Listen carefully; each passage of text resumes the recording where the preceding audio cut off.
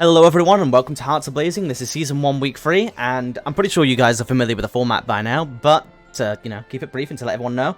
The format of these events is we run 5 bi-weekly events in the regular season, which your placement in those events basically secures an invite to the season finale.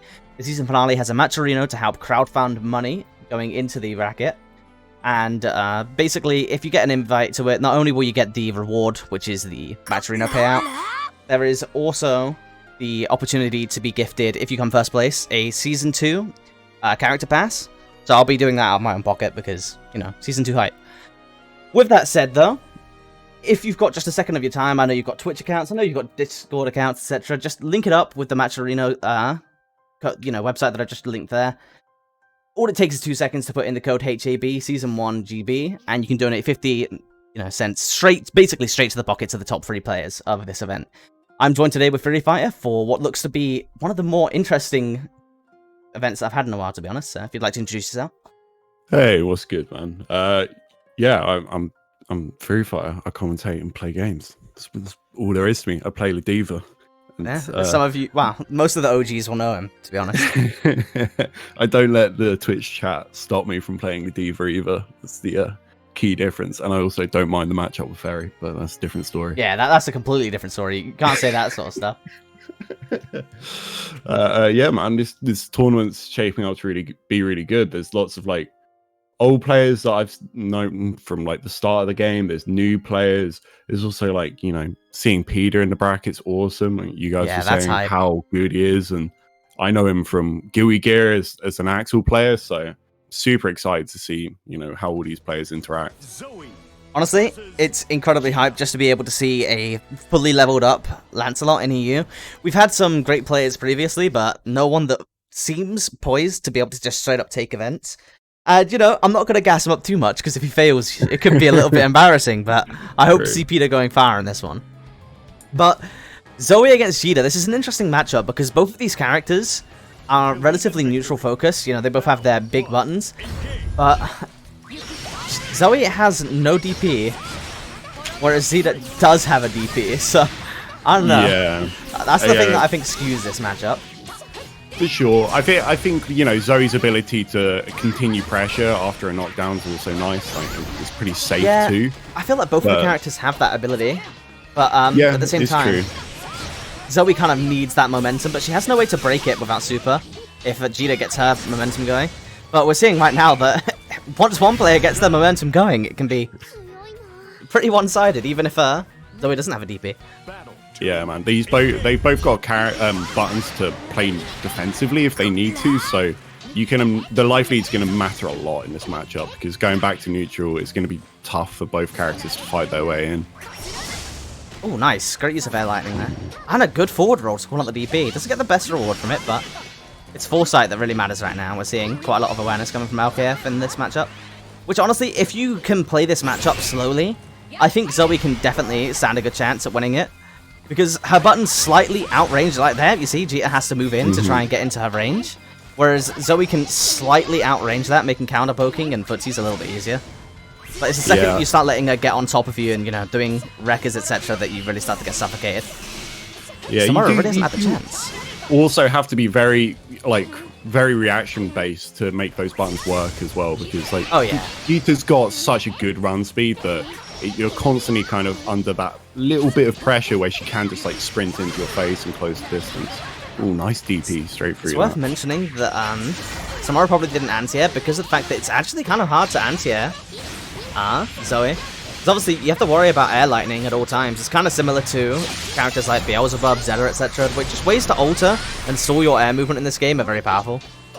Yeah, it's for all intents and purposes like a dive kick. It has that same sort of functionality of breaking a bunch of anti-airs and forcing them to kind of have a little bit of read on the opponent. So air lightning is just a key tool, but one apiece here. Yeah, we saw a pretty good example of what happens once Cheetah starts to get her pressure going.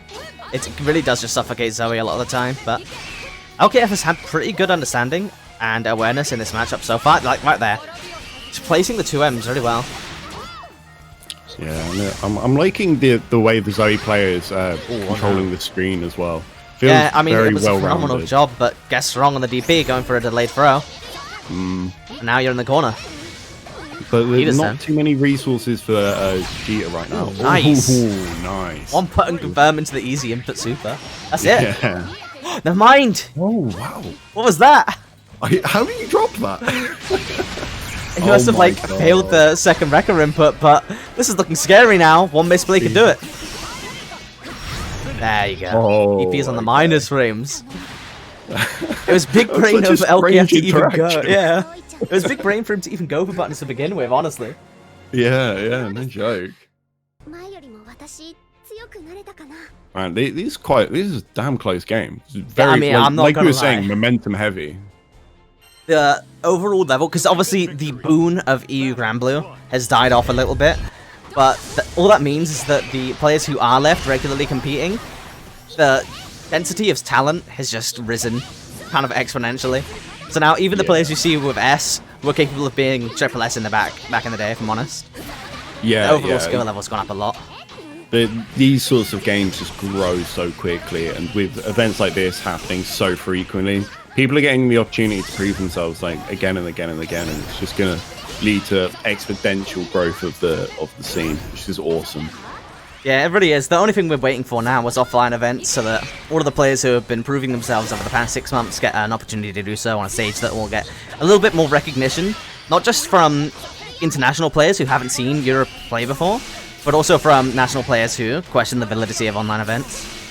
Yeah, and there's also going to be that interesting dynamic of nerves in there. You know, you have some for sure. Some online seasoned warriors veterans going in. Yeah, exactly. You're like, you have seasoned veterans of like fighting games like Peter and stuff like that, and then you have people with less sort of tournament experience like Deviants, and they definitely have the skill to do it. It's just whether you can get past that barrier. But Yeah, when we saw him being jittery at first when he joined online events for the first time, right? We were all gassing him up, telling him that he can 100% start placing, but he was just falling short for a couple of weeks. But then he got over that mental hurdle, and it was all up from there. He started getting first and second places as we expect him to. But yeah, it's tomorrow looking really dominant in this round, getting the frame trap with the auto combo, taking the round. This is what I mean, though. Zoey, especially on defense, she has to be ready to take a lot of risks to be able to get out of Cheetah's pressure, because if you don't take those risks, Cheetah will just loop medium wrecker on you until the day you die. It's kind of gross. it's the death by mid sort of environment. You know, you're just gonna keep getting hit. For sure. I will say as well, though, with the use of Biff Lightning defensively. Honestly, I don't think we've seen like a single one whiff. I think they've all connected so far. But with the discussion of offline events and online events, obviously with Corona, it's not necessarily possible for, especially European majors, to keep themselves going. And the last hope we've really got for an offline event this year is Revolution. But with secondary lockdowns happening, etc., you know, there's a possibility it doesn't happen. But that also means that a lot of major events are starting to try and run their own Granblue stuff. So, for example, Celtic Throwdown, they're running their 2020 online, and Granblue has a spot. So if you guys want to check out their Twitter, it has all the details on their website. They're doing it in support of Black Lives Matter, so if any donations, etc., will go to that. And we're going to be using a Parsec VM in Amsterdam to ensure like a good online environment. So that's going to be an interesting way to bring in players that typically only... Oh, wow, they're still going.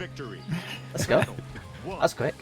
So LKF taking that one, tying it up. But yeah, with the Parsec VM, it's pretty interesting because obviously there are lots of players who don't like to play online because even if they have reliable connections, they can't always guarantee the same for their opponent. So this will give people, you know, not only a bigger stage than HAB, etc., to try and get some representation and recognition. It's also going to be the first time, I believe, that any major tournament series is using Parsec VM to try and play their event. Yeah, that's really good. It takes away a bunch of the variables that can, you know, crop up in online. I'm looking forward to it at the very least. So I'll be joined there. I'll be hosting the event, and I'm going to be joined there with 2 commentators. So that's all yet to be announced. Either way, it should be a good time, and I hope that it'll bring in some of the names that typically don't attend online tournaments, out of at least sheer curiosity about how an event would run with a Parsec VM, if not out of the desire to, you know, get that on their Twitter bios. the important stuff. You gotta be able to put like first place at Celtic Throwdown 2020, and no one can question it, bro. As long as you don't put the online part there, no one will know. True. Give it like a year and no one will even remember that it was online. LKF putting himself to match point. This is an incredibly close series. I'm not gonna lie. Yeah, I'm surprised. They're also playing at this like hyper aggressive sort of pace where they're constantly in mid range.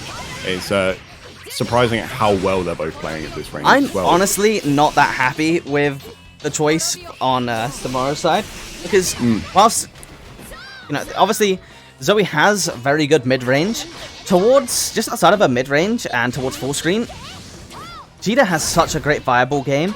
And in order for Zoey to really interact with that, she'd have to use Dragon Meter, so she's literally on a timer. Okay, so in your eyes, it feels as if like Samara's being a bit too aggressive. Yeah, he should be just playing a fireball game. Do you think it would force Nice, Zoey to get in, or just make harder reads in? I think Zoey would basically have her resources drained, so she has no Dragon Meter, and then you'd be able to take her offense a little bit better because she'd have to charge on Oki instead of doing a setup. Right. Okay. Nice, So great it's spot a dodge. That's it. difficult game. Yeah. So it's literally just a case of using fireballs to force her to spend the resource on defense and neutral, as opposed to letting her use it on Oki. We're completely at match point though, as a great spot dodge call out on the SBA from Samara. Man, this is didn't get much closer. Best match of the tournament, Yeah. Once again, that defensive lightning, but getting hit for it. Yeah, no, counter hit already, confirm it's into not how MD you want to start America. the round. Frame trapped straight into the auto combo. This is gonna hurt. Has all the cooldowns available. Goes for the late delayed throw. Nice. And another one. Ooh, What's the again. mix? Oh, delayed low. LKF getting a little bit scared, but it's not gonna work. That's it. Effectively a perfect tomorrow. Saying, screw your fireballs. I'm just running in. Yeah, man. Killed by mids in the corner. It's difficult. Those frame traps, and you put a couple of throws in there, and suddenly those mids are looking super scary. Yeah, I mean, there's no character more suffocating than Cheetah, if we're honest. It may be Gran, if he is a Gran that's proficient with using 5U, but Cheetah does it a lot closer to your face, and her records are traditionally safe, unless you're willing to make some risky bounce. But Yeah, with and that said... The run speed as well is the thing Yeah. that always throws me off. It's like she can be in your face so quickly. Resetting the pressure it's not easy for her, but it's definitely not hard. Yeah, I mean, honestly, I believe its run speed is actually the exact same between Gran and Cheetah, which is a common misconception, yeah. But Wow. obviously, Gran loses certain, pressure at certain distances because of his boot. That obviously means that he's at more threat at certain distances, like free quarter screen, etc. But Cheetah, when she's up directly on top of you, that wrecker, man, it's terrifying. It really is. Alright, so next up is Sympaheave up against Arafu, which is also known as Silver NT.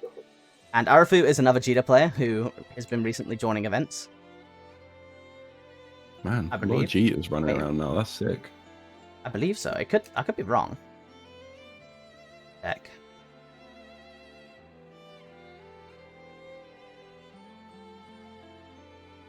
No, I believe. Never mind. Different person. So many silvers in the air. Never now.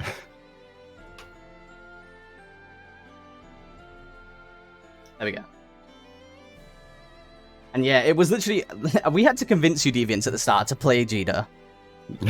You were sticking to your guns. You were playing that cat. But we all saw it. We all knew you were a Grand player at heart. But then Cheetah came out, so we were like, alright, we'll softball him in. He's a Grand player, but he doesn't want to play Grand. So how about Cheetah? Is this like the slow game? You're just gonna like slowly push him towards Gran. Like maybe by the end of the year he'll be a Grand main. Keep on telling him that Zeta Catalina now favors Zeta, so that he picks up Cheetah, so that's a favorable matchup. And then all of a sudden we got him. Cheetah propaganda. Alright, let's check it out. Yeah, we got both of the players in now. Oh, looks like it could be a Saurus. Thank you, Bleak, for the follow, man. Appreciate it. I know there's a lot of people that pick the Saurus skin but don't actually play the character. It's the debate. Yeah.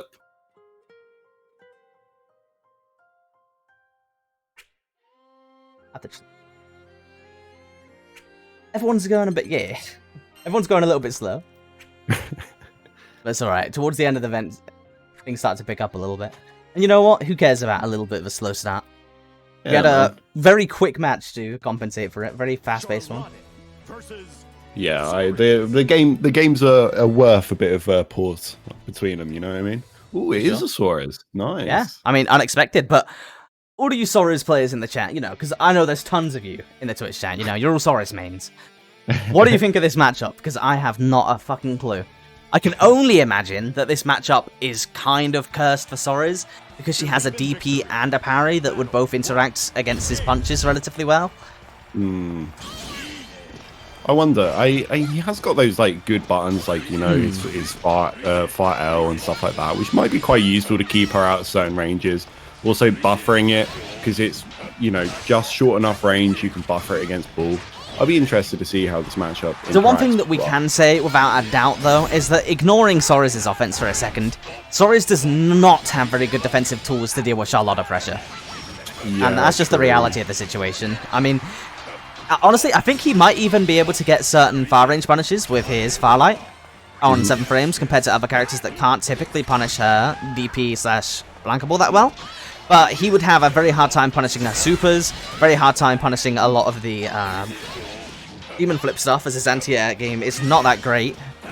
And more importantly, he has no reversals really to throw in to any of her pressure. Here we go. Speaking of reversals, going straight into the Nappy Man mode.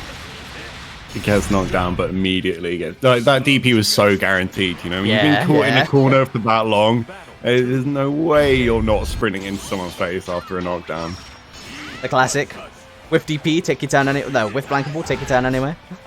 Charlotta classic. Ooh, he has got the corner positioning, so if he does get hit, it will matter, but... I'm straight out of it.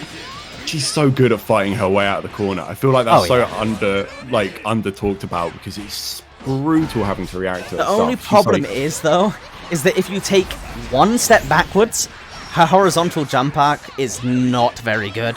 So if you take just one step backwards, it's very hard for Charlotte to get out of the corner. But the second that you're going, you're rushing up into her face, getting into her space, she has parry, she has DP, she has a really fast jump, she has demon flip. Yeah, it's one of those trade-offs when you're giving away that sort of range. You're then kind of going, all right, throw's no longer a threat here. Certain mix-ups change around. You're giving quite a lot away by having to take a couple of steps back. Even though it depends on the characters. I feel like, honestly, without a reliable anti-air for this matchup, it would be a little bit cursed for Suarez. But at the same time, it's a doomed if you do, doomed if you don't situation. The more I think about it, this matchup seems kind of screwed up. I think he might have some decent punishes for Charlotta stuff, maybe some decent OSs, but I don't know if it makes up for just the fundamental difference between these two characters.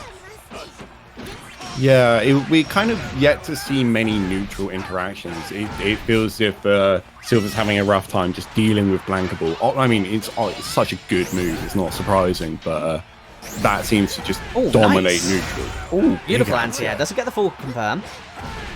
But yeah, there we go. We're just running around with... Yes, exactly what you want to see. Like, at the end of the day, unless you're actually prepared for this matchup, a lot of people just get completely overwhelmed by 236X.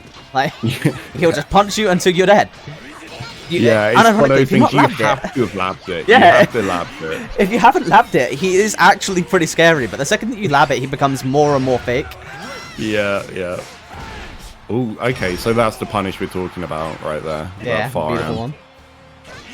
And he does get good corner carry, to be honest. Relatively. The thing is that he does good corner push, but he very rarely, except on like counter hit anti-airs, has the ability to carry you to the corner and continue the combo. And his Okazeme isn't, brilliant. So sometimes just pushing them to the corner, as we've seen, isn't enough. Especially as a character like Charlotte. A lot of the time his Mappa Punch doesn't even really give him a mix-up afterwards, depending on the version in which you do. And that's a massive issue here. But as we just saw, like, he is capable of doing the sort of like death by a million cuts style victories, where he is just chipping away at you. Death by 1,000 cuts especially happens when you don't actively notice if you're being hit or blocked with the punches. So for example, right there, Simpive actually got frame trapped from Mappa into close medium because he wasn't, you know, paying enough attention and having enough awareness to realize that he got hit by the Mappa, so it isn't his turn. And that's something that I notice a lot, but distinguishes, you know, intermediate players to the top players in Hearts of Blazing. Look, Hearts of Blazing and the Granblue in general at the moment is that a lot of them kind of can tend to autopilot stuff, whereas the top players are genuinely hit confirming situations like that. Their awareness is just incredible. Yeah, it's a weird thing that comes with more experience with the game is sometimes you kind of stop thinking about it and you're just going through the motions. You know, you're not engaging with the game as fully as you need to be just because you have so much backed up muscle memory. Especially when you're under pressure, though, you can tend to turn on the autopilot mode a bit. Speaking of which, I'm sure Silver NT in the back of his mind knows against Charlotte Demon Flip in the corner, you just sit there and you take the overhead. But every time he stands up, he gets thrown, loses 50%, and I tell you, he's sitting there telling himself, for Christ's sakes, you know you don't have to stand up. What are you doing? Yeah. There's you know, there's the numbers behind the game, and then there's the reality of the game. And the reality, a lot of the times, just involves you standing into Demon Flip. Nice trap there. Yeah, I'm not sure if that was an actual frame trap, or if simply just pressed a relatively slow button, but it works. Oh, got hit on the cross-up. Wasn't using the guard button, but it means the throw gets stacked. Fucking hell. Fuck this rat. What is the recovery on all of this rat moves, man? Beta characters genuinely have no recovery. It's absurd. Whipping stuff for them is profit. Either way, Nappy Man mode activated. Gets the anti-air. Just the mix-up, the no mix-up mix. Let's go. Yeah, it's straight into lows. Uh-oh. That was swift. Damn, no pun. But there you go. There's the Mappa and Silver. Moving on. Okay. That was dicey. Really, yeah, that was really interesting. Like, I mean, it's crazy because, like, you hit, like, 2 anti-airs that game, like, roughly. Beating Charlotta without being able to anti-air properly because your character just doesn't have anti-airs, it's actually pretty crazy if you think about it. Like, how are you meant to beat this character when you're not anti-airing? And Silver just kind of did it. It did feel a little bit like Sim maybe had some situations he wasn't super comfortable with, and that might just be because there is very few Saurus to fight against. You know? I mean, very few to 0. That's the reality, if we're honest. Yeah. You know, that's the small, quiet benefit of playing a character that's underrepresented, even if they are lower tier. Yeah, but you don't say that, you know. Everyone just has to remember that we're playing low tiers. True. Alright, so we got Peter up against Decafact. Both phenomenal players, obviously. We all have our eyes on Peter. I mean, he hasn't been able to attend a HAB in a very long time. So, yeah. We've all got some expectations that we want fulfilling. And I'm obviously going to cash in on that. I need the Twitch views. Wait, that's the clickbait right there. Top EU Axel player. Plays Lancelot? Question mark? Explanation mark? Wait, there's going to be so many shocked face emojis on that thumbnail. It's going to be nuts.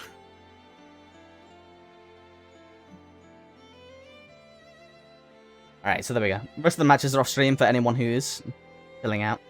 And then we'll move on to winners' quarters, which is going to have 2 matches streamed, and then we'll be on top 8. So every match will be streamed from there on. Nice. So yeah, anyway, looking at the bracket, who would you actually... Because this is a fun discussion that I was having with Rickster, DB, etc. earlier. Who would you actually bet, if you had to bet money, who would you bet on? Because Rickster was saying Zeiji, because Zeiji, he feels, would be underrepresented, and as a result, the odds would be phenomenal. But Zeiji has a good chance at winning. You know, he's playing Ferry. He's playing the odds game. What more do you need? Okay, so there are a couple of... Sonic's in the bracket. Sonic-san. Oh, and he's knocked Zeiji into losers. Rickster, your bet's not looking too good. That was unexpected, though. He's the French Grand player. Really good player, but I haven't seen him playing in a long time.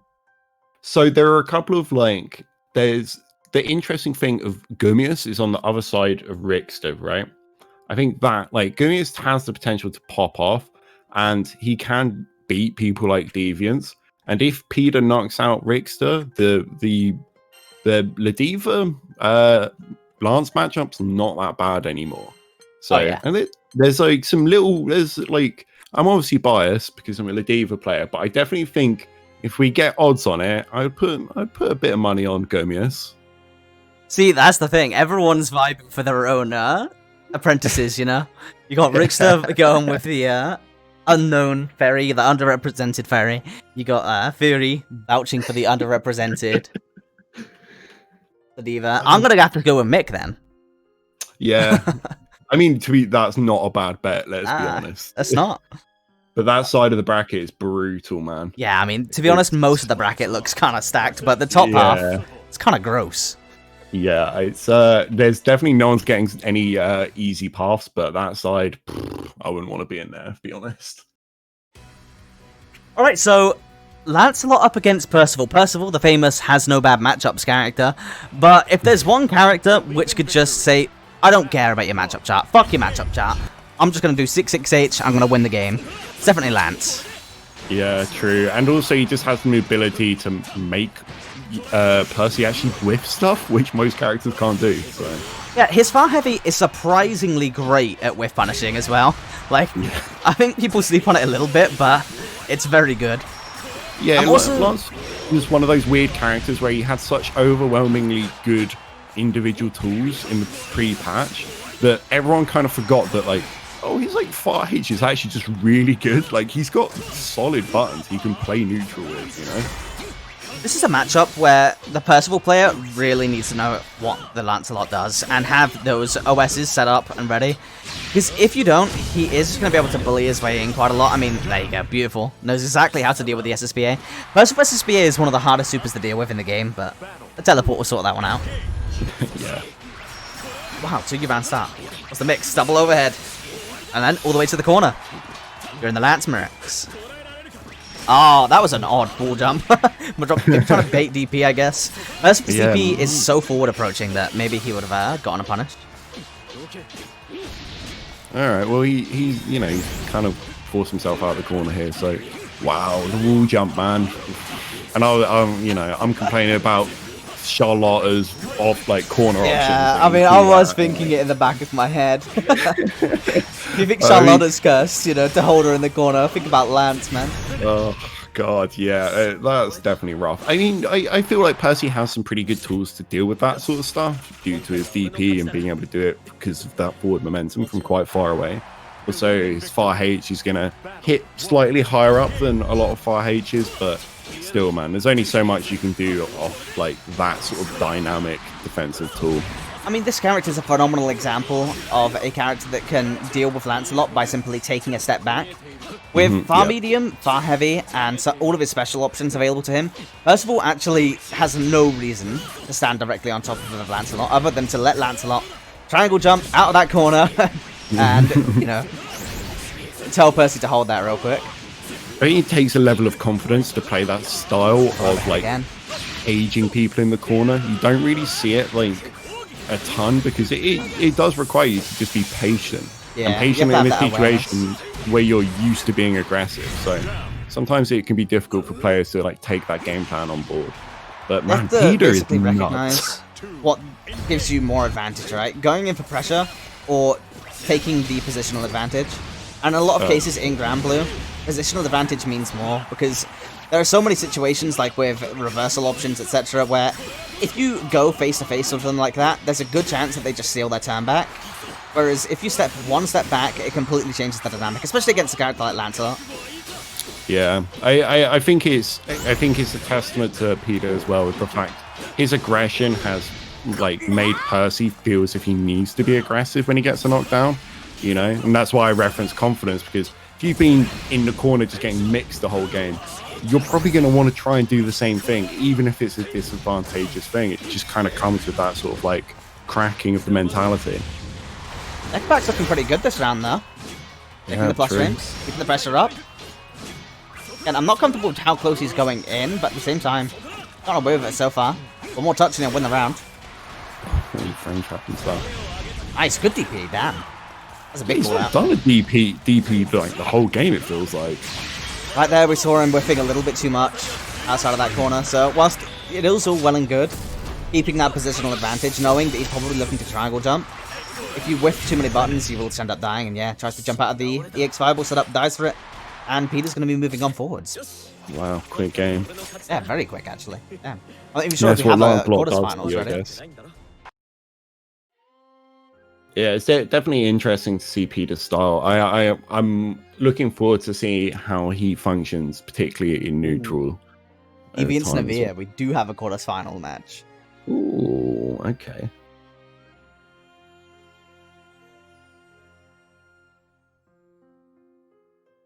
So is Deviants only going Cheetah for... There are a couple of matchups where he's playing Cheetah. For example, the mirror. He doesn't want to play mirrors, which is understandable.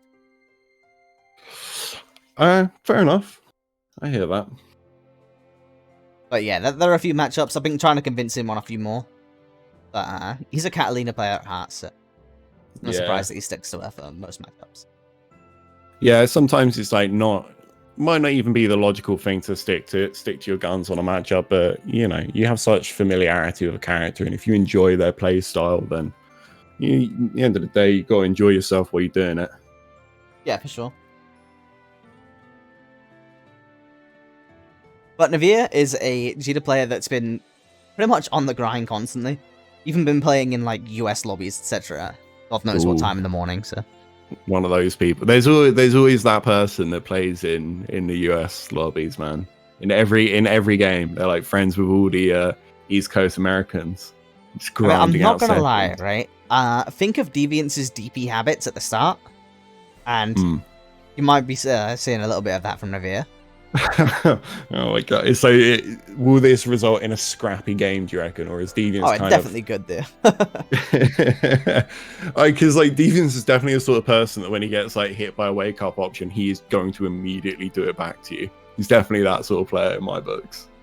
I mean, yeah. I mean, there's no question about it. At the end of the day, that's exactly what he'd do.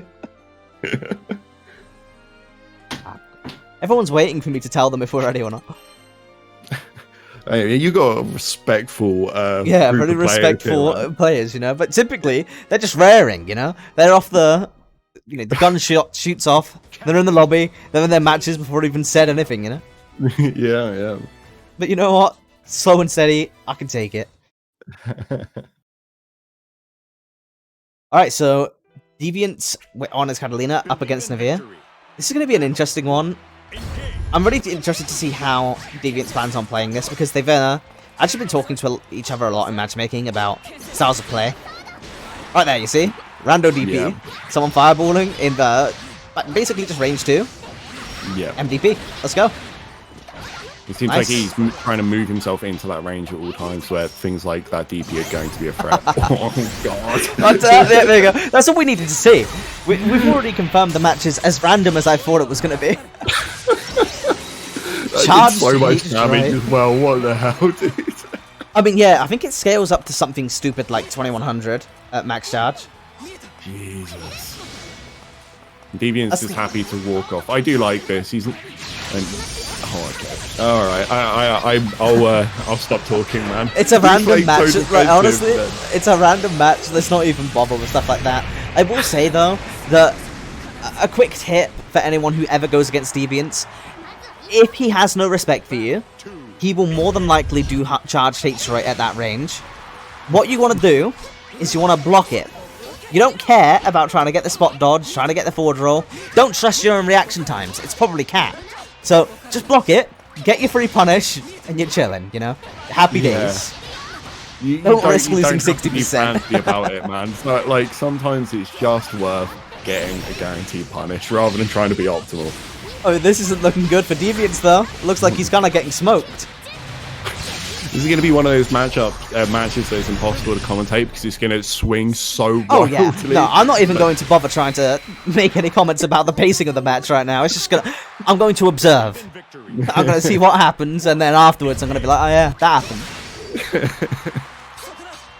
happened. They seem to risk it all at the start of the round, which I find really interesting. Like, EX Fireball, run forward, spend stuff, like, get in faces. I mean, we're out here playing to win, you know? Yeah, it's just an interesting interaction, not seeing anyone sort of like retreat from each other and try going to neutral, but instead just like full charge. And already DJ is going through. Navia is rinsing Deviants. He wanted revenge after that H-Destroy. Yeah. He's going to teach him a lesson. Oh, Put some there's the respect on me, X5 bro. I'm playing to win. Once again, we've seen this movie once before, mate. Just going to keep this corner positioning.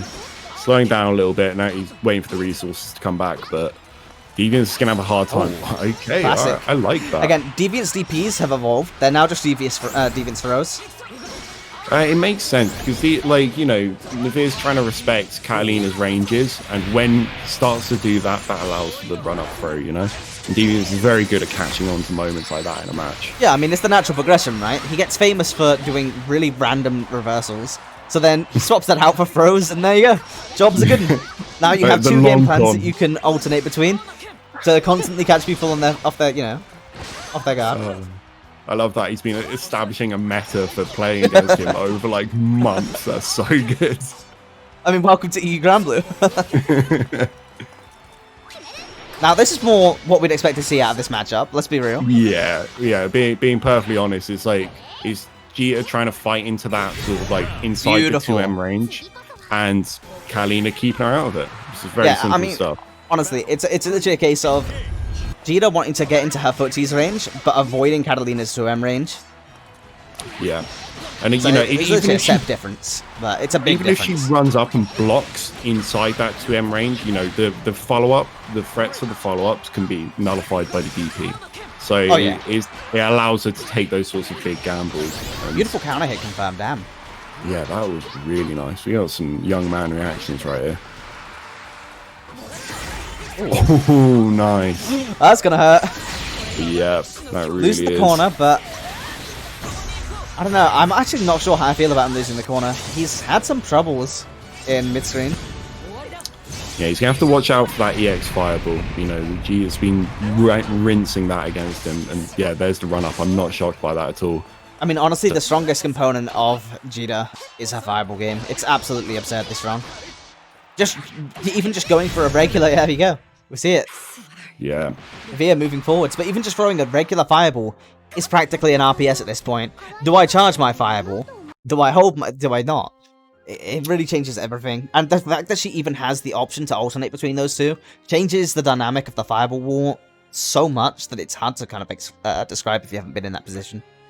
Yeah, and it forces Catalina to play a little bit more aggressively. Like, you can't just defensively use 2M. You have to kind of offensively use it, throw in some far H in there, and kind of change the ranges in which you're playing at. Otherwise, like you're saying, that you shouldn't be in a sort of guessing game just from a fireball alone, but Cheetah forces that.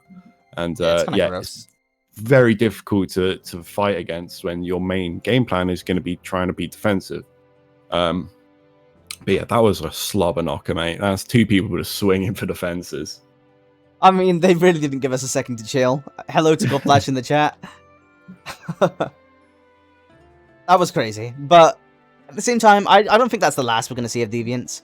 I reckon there's a good chance he comes through the losers bracket. But yeah, for sure. Got an interesting one coming up. Spanish Ladiva up against a French Gran. Ooh. And both players that have been around since pretty much the start. Yeah, that will definitely be an interesting one.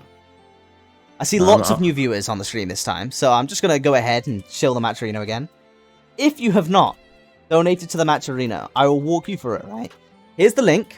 Left the link in the Twitch chat. I'll donate right now to that. Let's go. Matcherino. So walk me through it, mate. Walk me through it. All right, so use the link that I just put in the chat. It's just pretty simple. Matcherino.com/T/HAB Season 1 GB.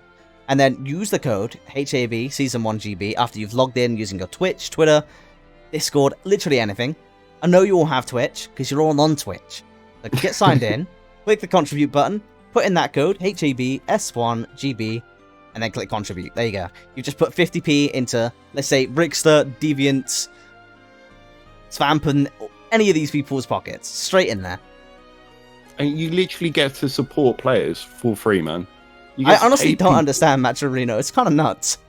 Yeah, it's like very clearly legit. But when I first heard of it, I was like, are we sure this isn't a scam? Because this feels like a scam somehow. Like, what's going on here? But no, totally legit. Yeah, right? It sounds like the kind of thing you see on a Chinese advert on your phone for play this game and get free money. It's like, not sure about that one, Chief.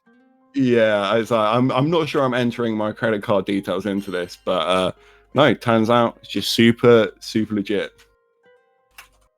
I mean, passion can take people a long way. I mean, at the end of the day, EU Granblue is a great standing point for that, but the amount of work that the people put in over at Match Arena is greatly appreciated. Without a platform like that, I feel like, especially right now, during online Granblue, with stuff like NLBC, Robin Rumble, all these things, a lot of it wouldn't be possible without Match Arena, so shout out to Match Arena and anyone who supports them. It's absolutely crazy to me that like they're supporting like this, you know, like you said, man. Without it right now, we could be kind of dead in the water. You know, these players that are grinding the game out wouldn't really be getting many rewards, you know, and instead we are. There we go. We just moved over cabinets because Navia was suspiciously just, you know, kind of sitting there, nice and menacingly. But here we go. Gumius up against Sonic San, and if you weren't aware, I'm sure you've all, you know, you thought of this at your own time, at some point during Fairy matches. Actually, no, you're the one Ladiva who doesn't mind Fairy, but Gumius has actually picked up Charlotta as a sub for Fairy, which led to an interesting grand finals last week. I mean, it's the intelligent thing to do, because like that matchup is so simple for Charlotta. Why put the effort in with Ladiva? I get it. I mean, my pride wouldn't allow me to make such reasonable decisions. I'm sticking with the girl Ladiva. Yeah, I mean, you gotta make it hard for yourself. Otherwise, what's the point? When you land that 50% punish over forward roll, you know, it makes it all the more sweeter. Completely. Yeah, no, it's literally just free money. You put in the code, it donates 50p to the bracket. You fill out any of the sponsor quests, like, you know, just following someone on Twitter, free money put into the bracket again. And then on top of that, if you're feeling generous like Afro Samurai was, you know, big shout outs. Donating us a lovely tenner into the bracket. Saffron Viking, I believe, my bad. Either way, getting back into the match, this is another matchup that I can't help but feel is a little bit cursed for Ladiva. You know, it is Ladiva, so she has potential against any character, even Fairy, to just make her round a complete wash. But Gran has such great space control at literally every spacing on the screen, as well as some of the best reversals in the game. Yeah, we actually saw something that me and Deviants used to talk about a bunch, that Gumius is very specifically good at, which is grappler jumping. I've not seen another Ladiva use grappler jumps quite as good as Gumius, and it led to 50% earlier. So definitely Gumius uses all the tools available, and if you can do that versus Gran, you can circumvent some of the risk reward that comes with this matchup, you know. But cornering, yeah. Yeah, until you're in the corner and Gran sitting there just tapping 2M, 2M, 2M, 2M, 2M, 5U, and then you get counter hit by the 5U, you lose 60% of your health and also the will to live. It's an easy thing to forget, but Ladiva does not have a reversal, so she's a victim to corner pressure much like everyone else. Her Abaris are pretty bad as well. Yeah, especially with the sort of nerf to 2U. Yeah, the big nerf. Difficult. Oh, that's going to hurt, though. Corner position, going to get safe jump off this. Oh, water combo. Not going for the SPD. Oh, that's going to be it, right? Yeah, it should be. Last one going over to Gumius. There we go, man. You know, like, everyone's a victim to Ladiva eventually. You just, it's something you accept when you're playing against a grappler. Is like, some rounds will be a wash. You just have to, you know, as Sonic, you have to just firm it and just move on to the next match, you know? And I can't wait for Ladiva and offline. Because even more so than now, and that's why we see her so much in JP as well, even more so than now, her mix-up is going to be so much more real than a lot of the fake characters. Yeah. It's going to be kind of beautiful.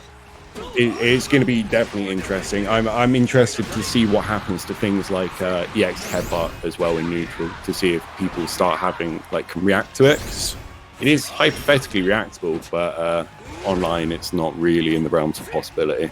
I mean, I just can't wait to see some Fools Ladiva taking out a name like Rickster, etc. in an offline event. Oh, it's definitely going to happen, man. It's going to happen. It's just a matter of time. Oh my god. Red and Gumius were both pretty well known for their anti-airs as well on Ladiva. Yeah, so Gumius is oh, damn. amazing. Wasn't in range, but that was a good guess. went for the jump in. You know, if he went, it looked like he was doing an empty jump. Sonic, If he yeah. he's gone to it that well one too many times. It feels like Sonic's changing up the space and getting a bit closer now. So the yeah, Sonic San has anti-aired that like what 4 times in a row now. So you definitely gotta start mixing it up a bit. For sure. Oh, Nam, nice. Delayed close Effie. That's brutal, man. I love that. Oh, wow. Nice punish on the DP as well. Tying it back up and putting himself to match point. Yeah, you say what you like, but Gumius' mix-ups are looking really nice right now. That sort of like weird delay empty jump into the heavy was yeah, the problem is the neutral jumps are losing him 50% HP at a time. So you've really got to dial those in a bit. Sonic San has clearly got the awareness and the reaction time to be able to react to them with the correct options, and they hurt. They really do. You know, like you were saying, there's the 2M, 2M, 2M. What are you going to do about it? Gotta hold that. Like, genuinely. Especially with the priority gone now, I believe 2M can actually win from Gran in certain situations. I'm not 100% sure, though. Regardless, any character is scared of Gran 2M, especially if you only have a 6 frame of Barry. Oh, no. Nice. Oh, no. You like, oh, no. The diva. I'm like, ooh. Gran, though. No bias, mate. I don't know what you're talking about. I was Sonic surprised San that the there, tie it up. Gran jumped back for that. I guess it was in case it was a bait, you wouldn't get hit by the 2H, which I guess would make sense. Oh, wait, that's it. There's the grappler jump. Exactly what I want to see. And That's how you Gumius capitalize on it. the standing resets, which is an interesting choice for a Ladiva play because it does have some option selects against it that people aren't yet quite abusing. Now, I'm pretty sure that wasn't Mash OS, because usually you get auto combo from Mash OS, but instantly just jabbing him out of that universal overhead. Yeah, that was really nice. And Mash this OS, is it. everyone. I can't chill it enough. Use Mash OS. Not all the time, but start using Mash OS. If you don't have it in your gameplay yet, do it. It'll save you. You can bet in Mash OS stocks then, I see. I mean, genuinely though, why wouldn't you not invest in those stocks? It's beautiful. Can't react to universal overhead online? I got you, bro. Just Mash OS. True. Oh man, that's gonna be a big hurt. chunk. And he's gonna have super after this as well. So even if Gran gets a hit, the comeback's gonna be harder to make. That's it, isn't it? Yeah. The early reset on target combo is a thing of beauty in fighting games. I swear to God, like it makes such a difference. A lot of people, a lot of newer players I've found in Granblue have this thing of like, oh, whenever I do my, whenever I put them in block stun, like I can never open them up. So much of the time, people can improve massively if they just think about what block strings they're doing. And it sounds really dumb to say when you're an experienced player, but if you keep using the same options, even if they are the most optimal, the opponent has nothing to think about. Their mental stack is just empty, man. They're just thinking about one option. Doing things like that, Gumius had been doing the full target combo the entire set over and over again. That was guaranteed. That SPD was super guaranteed. I mean, yeah. That character's kind of insanely scary. If there's one character that I wouldn't want to run into in tournament, it's the Diva. Like, there's no question about it. But I didn't realize, but you donated $15 to the bracket, man. Thank you. It's appreciated. Yeah, man. It was the guide that I wouldn't have done it if I didn't have a guide like that, mate. Poggers, let's go. Alright, so we're on to top 8 now, finally. And our first top 8 match looks like it's going to be Navira versus Gumius, unless we want to wait for Richter versus Tomorrow to finish, which will be the winner of that matchup against Peter. But, if I'm going to write out the stream matches, and then if they're not done by then, we'll just run Gumius back to back. Nice. I mean, I ain't complaining about that, to be honest with you. He might, but, Yeah, I know. People don't look favourably on the Ladiva players. I've experienced. Naveer's in the chat right now, and he's the one who actually has to go up against Gumius. Ooh, that'll be Cheetah versus question marks. We'll just go question mark. Nice and easy. A mix in loser side. Oh, really? This is a good chance, I guess, to actually take a look at the rest of the bracket. Yeah, got knocked into losers by Peter. Ah, of course. It's a Yeah, rough. Well, yeah, the top end of that bracket. You're not joking. it's brutal, dude. Round 2. Mr. Powell, by the way, is a UK Matera, I believe. No, I don't know. It might not be UK. It's another Matera who is pretty good as well. I remember that name from way back as well. I feel like. Yeah, it's like, look at the loser side. Losers is brutal. Actually, yeah, man. I haven't looked at losers yet. Mick up against Sombang. I remember the name Sombang, but I don't think I've watched.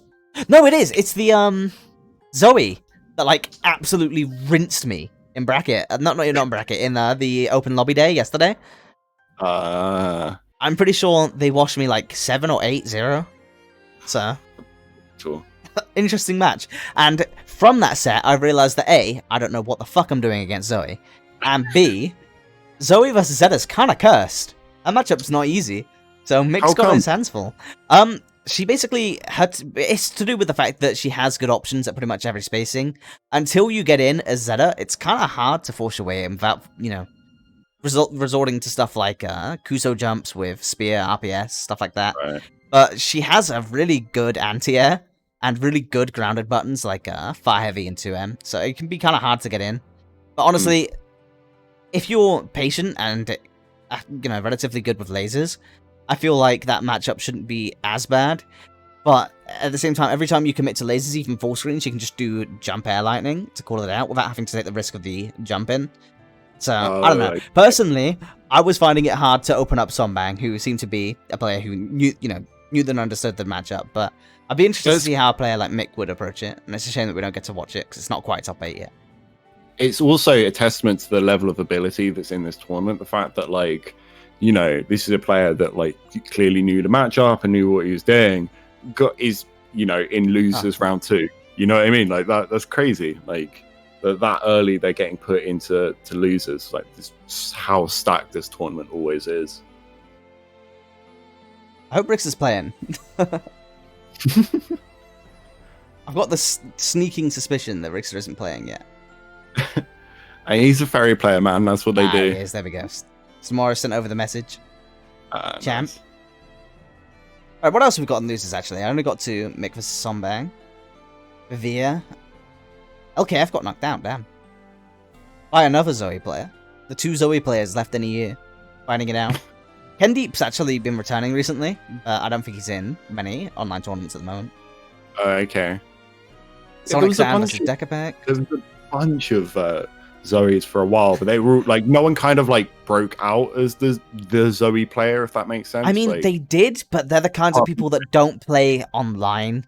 So, you've got people like Fidizen, Ify, Hiari. These are the big names that don't tend to play online that much. And of those names, 2 of them happen to end up being Zoey players in Ify and Hiari. Ify is definitely absolutely nuts, but the French, a lot of the French players just kind of play it in house a lot of the time rather than enter the bigger tournaments. Which, hey, fair enough to them. They have the player base for it, but it's unfortunate we don't get to see them as much. Believe in victory. Battle. Yeah, I mean, honestly, the player base has been dying down a little bit from what I've heard, but it's just falls in line with the general, dip in interest. With no patches to be announced for a very long time, everyone's stuck in online. Netcode's not that great. Interest dipped quite a bit, but, we've had the Season 2 announcements. We've seen Belial, we've seen Cagliostro. Whatever floats your boat. Yeah, man. And at the end of the day, I personally don't even view this as interest dipping. This is a natural course for fighting games in general. New game comes out, people are going to grind it out for half a year, and then interest is going to change. The fact that this game's this lively, considering it's designed for offline. Let's be real.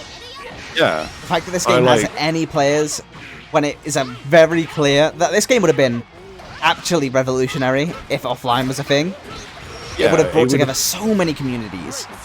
Sure, man. It was how DBZ, although it isn't my game, it pulled together all those communities because it was this big IP that kind of had the tag system of Marvel in there, and then it had sort of piecing of Guilty Gear. This would have been that for sort of more traditional fighters, so it's a shame that it didn't get that chance. But it doesn't mean that we can't in the future pour a bunch of players in. I mean, yeah, at the end of the day, it means that I believe there will be a second coming for Granblue. All it means is that we had a launch. It was a bit shaky of a launch, but the online events, etc., have been really a lot of fun throughout all of Corona. And then Corona's going to start going away, offline's going to start returning, and Granblue's going to have its second right of life totally, during 2021. Man. Oh, wow. Whoa. Yeah, can you lab that for me and let me know if that's real? Yeah, dude, I'm sorry, I was just getting my notebook. I've never seen that in my life. Ridiculous. Anyone in the chat? Any Cheetah or the Diva players? Oh, if that's real, that's very useful. Yeah, totally. And there we go. There's the just buffering straight into super, classic the Diva stuff. And trying for chip here. Yeah, there's the DP. You got to expect it. Oh no. Oh no. Oh, didn't get the confirm on it though. But still, the pressure is not stopping. Damn. Navia going off. That one looked like it was in the bag for Gumius. Yeah, I think Gumius kind of panicked at the end with the wake up headbutt. And you know, Cheetah had no reason to stop holding forward in that situation. Nice. 2U gets the SPD. What's the mix? The leg close heavy off the chafe jump. This is gonna hurt. Now what's the mix up? One more. DP'd it. Nice. Okay. The thing is here though, like Ladiva now has a reversal, so pressuring her is going to be scary. Speaking of, as if by magic. Yeah, it's almost as if all Ladiva players basically play the same. Who knew? The thing that I will say about that though is oh, what was it? Damn, I completely forgot my point. I think it was something to do with the fact that Gumius was going for a lot of delay buttons, and as a result, he got DP'd out there. So hopefully we should see him mix things up a little bit here. Otherwise, we could see it being a little bit of a wash. Nice. Yeah. Great step back, trying to bait the OS. I was also going to mention, that was my original point actually, I remember now, that Navia was going for a lot of random universal overheads that have been connecting. As a result of Gumius isn't actually OSing at all, and we saw it there, right? Instead of doing like a mash OS, he just went for the raw throw tech on reaction, and it got him caught out. Yeah, I feel as if we were going to criticize anything about Gumius, it feels like his defense is somewhat weak sometimes, you know, and it's hard as Ladiva, like for obvious reasons, like we've spoken about, but it feels like he's making a lot of like guesses in these situations rather than using some of the appropriate OSs to kind of cover up those guesses. And yeah, just we saw there the aggression just plowing through. I'm not gonna lie, Navia is looking like he is on an absolute roll today. Taking out Deviants, then who was his first match? Let's have a look. Who's he had to go through so far?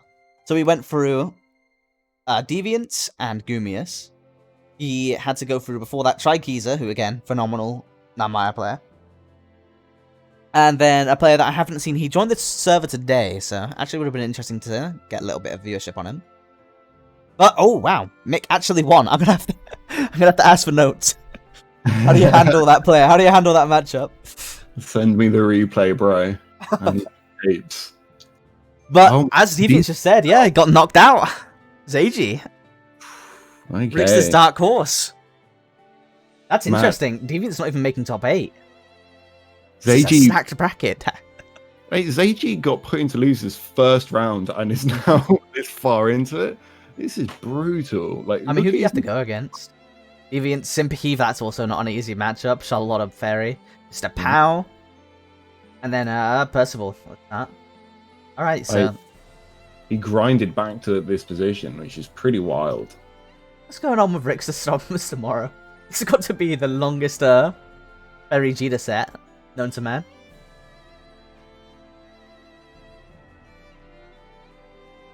Yeah, I believe in your Deviants, man. It's not what we would expect, to say the least. You know, everyone has tournaments like that, man. Standard stuff. Oh, apparently he's doing connection tests with tomorrow right now. Rix is saying that he might have to DQ. That is not good news. Oh, See if we no. can find some content to stream in the meanwhile. Oh, Sonic Sans AG. We could do that. Yeah, that sounds like a plan.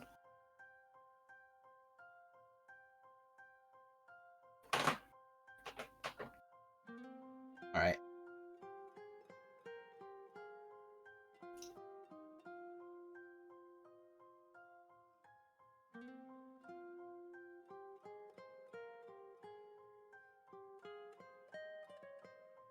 Alright, so Sonic San going up against AG. This is going to be an interesting match, purely because Sonic San was one of the avant-garde. You know, he was there from pretty much day one.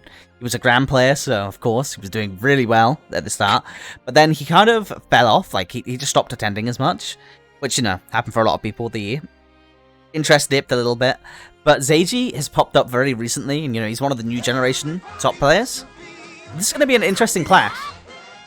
Thank you, Moss, for the host of 20 viewers, man. It's appreciated. And hello to all of his viewers. Welcome to some Granblue. We're going into Losers Top 8 right now, which is going to be Sonic San playing Gran up against Zeiji on Berry. I'm interested in this one. I guess everyone in this chat has a lot, in this room, has a lot of Ferry experience, but Ferry is a diverse enough character that playing against just Rickster's Ferry, for example, will not adequately prepare you for all of the other fairies. You know, obviously you can learn like the core of the matchup, but she's such a diverse character that playstyle really shines through with her, which I think is probably the coolest thing about her as a character. So I'm interested to see, you know, how different players react to different fairies for sure. I mean, you don't have to sell me on that. I've been, from day one, speaking about how beautiful this game is, because whilst the complexity isn't that high, especially compared to other fighting games in the genre, the amount of skill expression and self-expression there is between characters, like, you can genuinely watch a VOD, no customizations on whatsoever, and from gameplay alone tell which person you are watching, no questions asked. And that is something so beautiful. There are very few characters that express that more than Ferry, because there's just so much. Her kit is, and, you know, for better or for worse, has a lot of design room for experimentation, interesting setups, interesting mix-ups, interesting neutral plans. There's genuinely no way to compare to Ferry players to one another. Yeah, it's definitely like, it's a cool character. I mean, you know, everyone has a bit of a nightmare fighting any character that's strong, but when you're just watching it from like that sort of like objective outside view, she's a fun character to watch for sure. Oh mate, the boomers are rising up in your chat. It's pretty sick. I'm into this. Rickster's got free ping, you know, on a download, but getting DQ'd, looks like. Ah, man. A Boomer versus Zoomer exhibition? I could do that, but I'm not sure exactly how, you know, I just go around asking everyone, you know, give me your date of birth, give me your personal information. But I'm like flat in the middle. I think I'm on the side of Boomer at this point because I'm 28, but I think that would be genuinely the funniest exhibition. It sounds like the kind of thing that Cynical would 100% be down on doing, I'm not going to lie. We also had the idea of running like a 5v5, 10v10, HAB versus E-Night and Fight. So me and him are team captains, and then we both draft, you know, one player each, vice versa, until we have full teams. That would be hella interesting. I'd be down for that. I love that sort of stuff, man. It's always fun. Like, say, you know, even though it's like somewhat formulated, having these sorts of little rivalries definitely, it only helps the game, you know.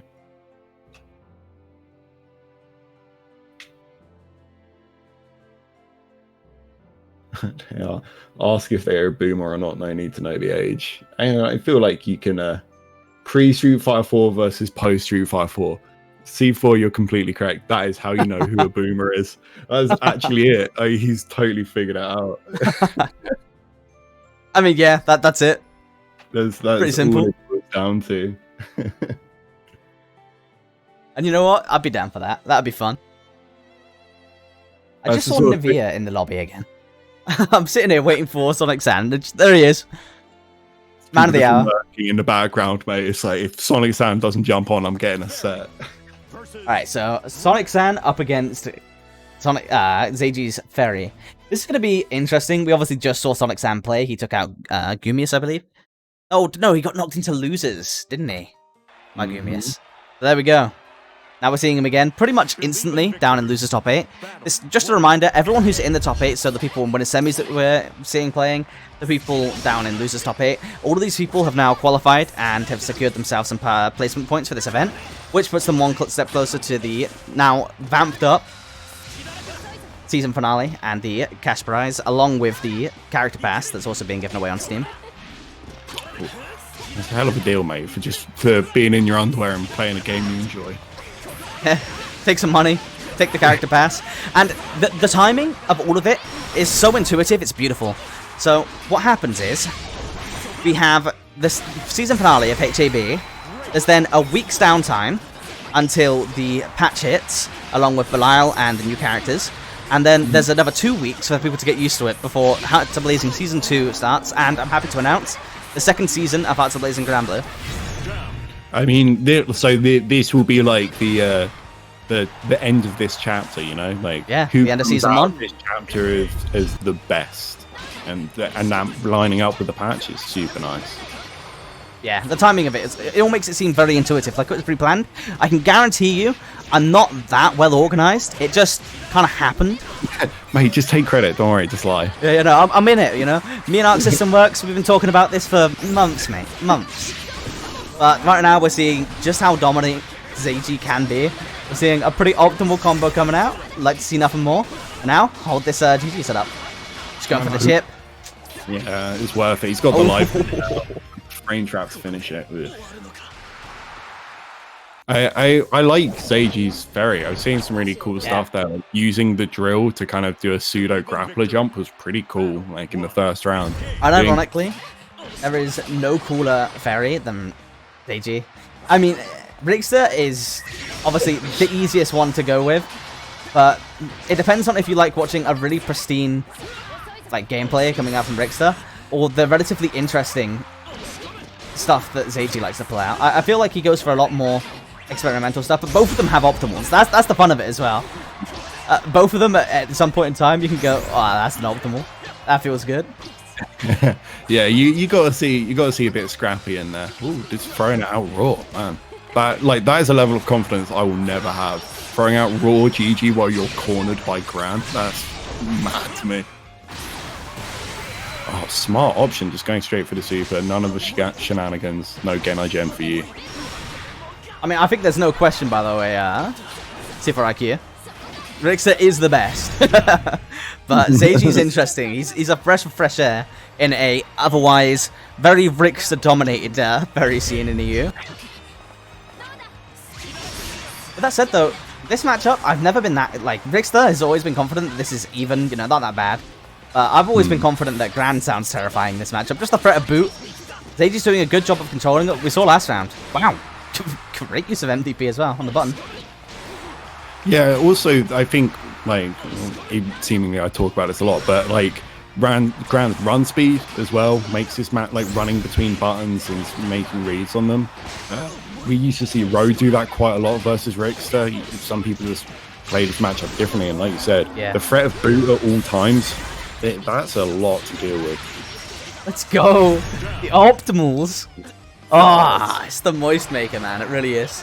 So I mean, there aren't many characters that can really flex as hard as Ferry can. Yeah, completely. She actually, like, she's definitely got the coolest combos in the game. I think I can say that. They give that character the install. Of all the characters in the game, they give this one the install. Yeah, the board meeting where someone went, right, we got this Genai Gen move, who's taking it? It's like, I guess the Zoner? Yeah, sure, man. That seems the Zoner with the DP, why not, you know? Oh, big jump in, Jesus, and he's going to get mix off it. Good block, though. Mate, people still don't instant block the, oh, I guess he didn't need to, he's got full meter. Yeah, that's the thing. There are those instant block moments where you build a bit of meter. I mean, we're going to get new system mechanics in Season 2. I'm kind of erring on the side of it being like a dead angle or an update / system change to IB. I'm really not only, you know, expecting that, but I'm also really on board for that. Just more ways to interact with your meter. 50% dead angle, you know, IB having more functionality than just a tiny bit of meter build. Those are things that I think a lot of people would be really interested in seeing changed. Yeah, I definitely agree with you. I think if anything would be a good thing to flesh out in this game, it's the defensive options. You know, there's a lot of I will say this is a very well balanced game in terms of the meta, but it seems to like err on the side of aggression sometimes. You know, there are a bunch of characters that are up there in the tier list that are very strong in a sort of aggressive position, and I think giving a little boost to the defensive mechanics will only like accentuate, you know, good gameplay. Yeah, honestly, I'm really interested to see where they're taking the direction of Granblue Season 2. So far, I've got nothing but faith because I feel like they've handled pretty much all of the balance decisions with quite good candor so far. But it's Arxis, you know, we could be completely shocked. They could buff Percy for a winner. Yeah, I mean, definitely not a team with the biggest history of good balance patches. But like you said, the sort of like season 1 stuff that happened, the sort of bigger balance change, was really good. I think everyone kind of came away with it just being like, even whether they were happy or not about what they did with the character, I don't think anyone went, oh, this is unreasonable, apart from the Lancelot players. But hold that shit. You know what I mean? What do you mean I can't just spam 668 from the other side of the screen? What? Yeah. There were a lot of people, like, people got flung into a midlife crisis over the Lance nerfs. All I'm saying is that the Lance nerfs looked heavy-handed at first, but all it meant is that all of the Lancelots that haven't been or aren't willing to hit the lab got a little bit exposed. Just a little bit. A little bit. And also to say that, like, you can't say Lance is weak. Look at Peter, man. He's nuts, dude. I mean, look at the JP and NA players as well. Especially in JP, there's some phenomenal Lancelots over there. Turns out just being like not being able to spam jump you over and over again isn't a bad balance choice. Like, who knew that? What the? Man, the player's being patient once again. Yeah, it's scary, man. Really is. Lancelot player exercising patience. I mean, that's Peter to a dot, to be honest. Yeah. A Lancelot player playing Granblue? What? Yeah, I feel like we had like he's an Axel player before he's a Lancelot player in my brain, and I think we see that in his actions at the cab. Yeah, you know, patiently waiting for that get go. Yeah, waiting for the Rensen YRC. Literally just waiting for that Cheetah to throw out a badly timed fireball.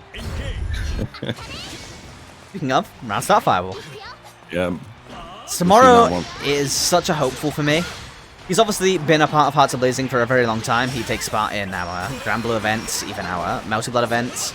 But it's really odd. He can hang with the best of them in casuals and is a phenomenal player. But the second it comes to tournaments, he has had next to no real results, if I'm honest. It's been very sad, but I'm hoping. He's on a roll at the moment. He's already all the way up to top 8, so with any luck, we could see tomorrow revived. With any sort of, like, if you're in that sort of situation as a player, all it takes is, like, a couple of good wins in tournament to break that sort of cycle, you know? That's true. And you can get this win over Peter, like, that's a massive confidence boost. And to be honest, he should already be confident because he's played amazing today. I mean, he's beaten Rickster, you know? Yeah.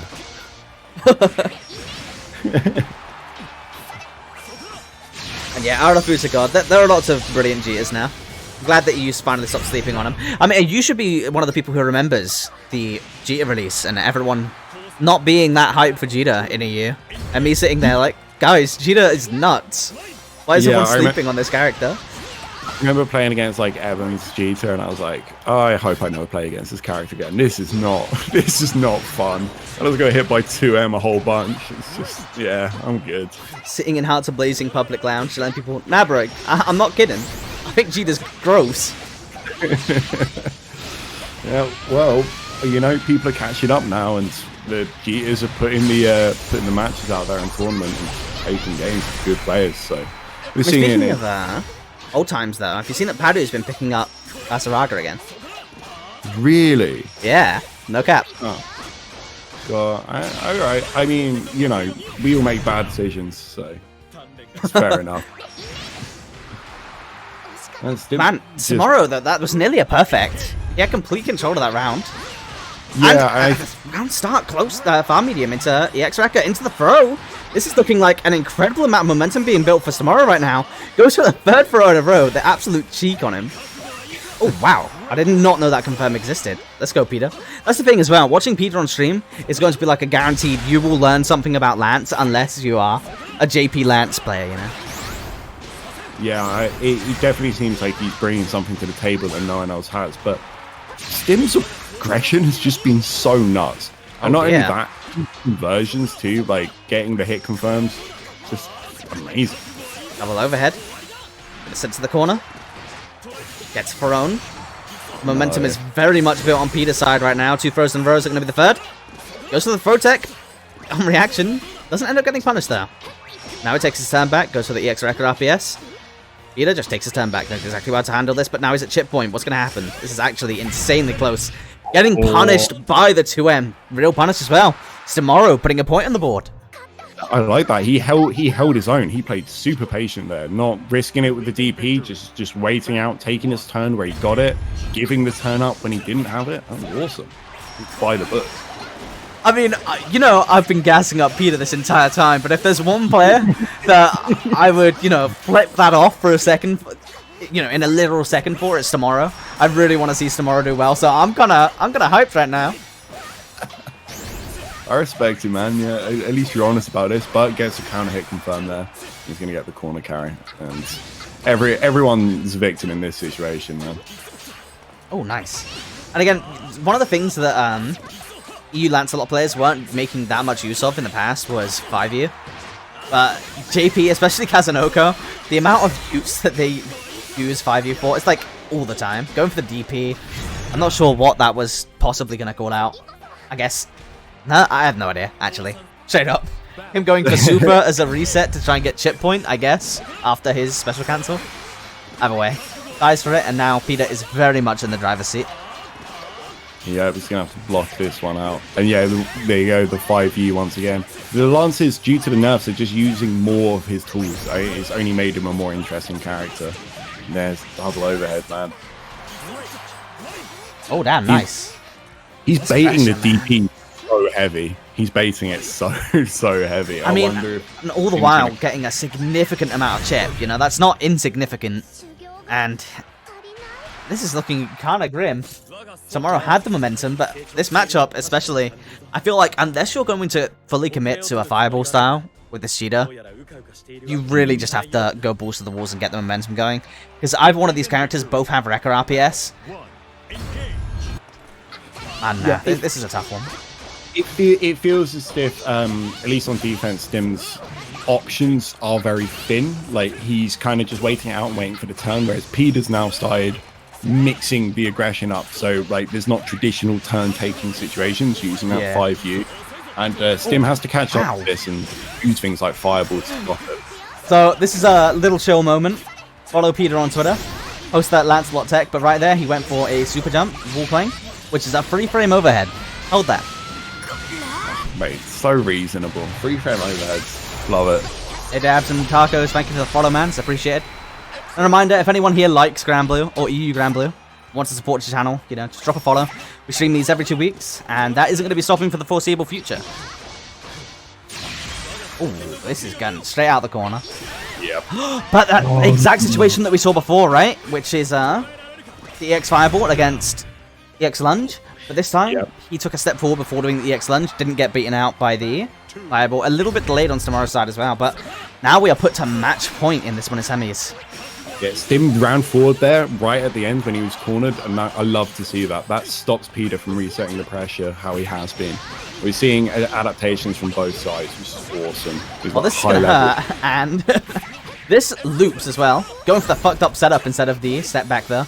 I personally would have just took the 2U and tried to keep yourself at range 2 against Lance. Obviously, then he can't jump out with the wall, and he can't really contest your 2M far heavy range. The second that you go for that setup, you give him the opportunity to get out of that corner and do Lance things. Yeah. And that's going to be it. Match point. It's difficult, because Stim's definitely won a lot of games off just being hyper-aggressive. For sure. Yeah, especially against a player like Peter, though. He has the awareness. You really just have to take your moments. It's not easy in the moment, though, for sure. It's very hard to make calls like that. And he's got this corner position once again. We can see the second throw. No, he just teleports straight out. Ooh, okay. This is a big chunk of life here. He can take this off Peter, which should be a huge, like... Going for the setup again. This is insane. There we go. That's what I wanted to see. Him stepping back. He stepped just out of 2 range, though. Got clipped low and is now being slowly pushed all the way to the corner. Goes to the reset with the EX teleport. What's the mix-up? One overhead. Now it's just a blocking game. Samuro really didn't take that much chip. And there we go. Gets in, gets the counter hit confirmed, and that's it. It's Samuro moving forwards. Mate, you shouldn't have gassed up Peter. Like you lost in that game, Jay. I cursed him. On you. But you know, screw it. I'm happy.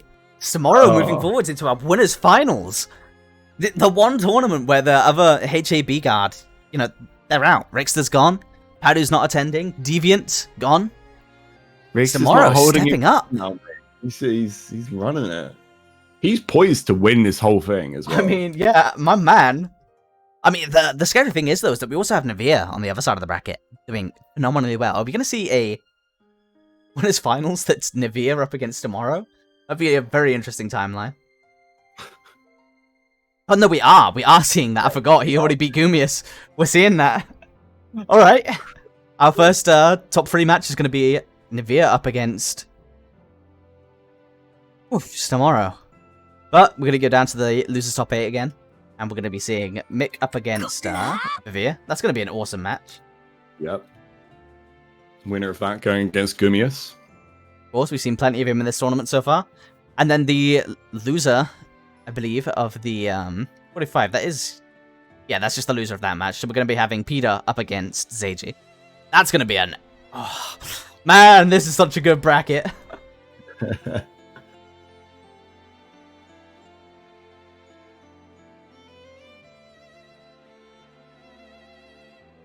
Yeah, there's just so many good players here. And this is such an interesting one. A lot of, like, you know, with people like Deviants going out quite early and then all the stuff that happened with Rixter, like Mick getting put into loser's side relatively early, Zeiji powering through from literally getting knocked into losers at the start.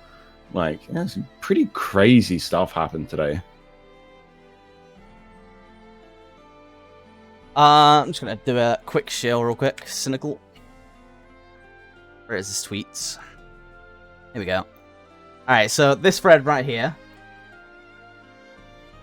That's a lot of the people's players. Like, that's a lot of people's opinions right now. We had a discussion about it, which led to, you know, Ken Deep giving his 2 cents, talking about the issues with, you know, talking about who the best players in Europe are right now, seeing as we're pretty much exclusively online, and a lot of the players who are still phenomenal, like Ify, etc., whilst they're not active right now, they would still be very well poised to take events in offline, or events where they were more motivated to sign up. Yeah, it's always very difficult. You have to speak about the reality you live in, right? Yeah, for like, sure. It's happened. This happened all over the years. You know what I mean? Where someone is a player that everyone knows is very good, but for like one reason or another, whether it's like just real life sometimes happens, they've had to step away from the game seriously. But everyone knows that they have the potential to win. Unfortunately, it kind of doesn't always add, like, it's not that interesting of analysis to be like, oh, this player would be really good in this situation when you're just not in that situation. Absolutely. Yeah, it's the unfortunate reality of it, especially when there is an objective need for rating players in the current context of the game, with many organizations like Online Evo, for example, when that was happening. CT, all of these people need references for who the best players are in Europe. So whilst the discussion isn't a pretty one to have, it is necessary to a certain extent. For sure.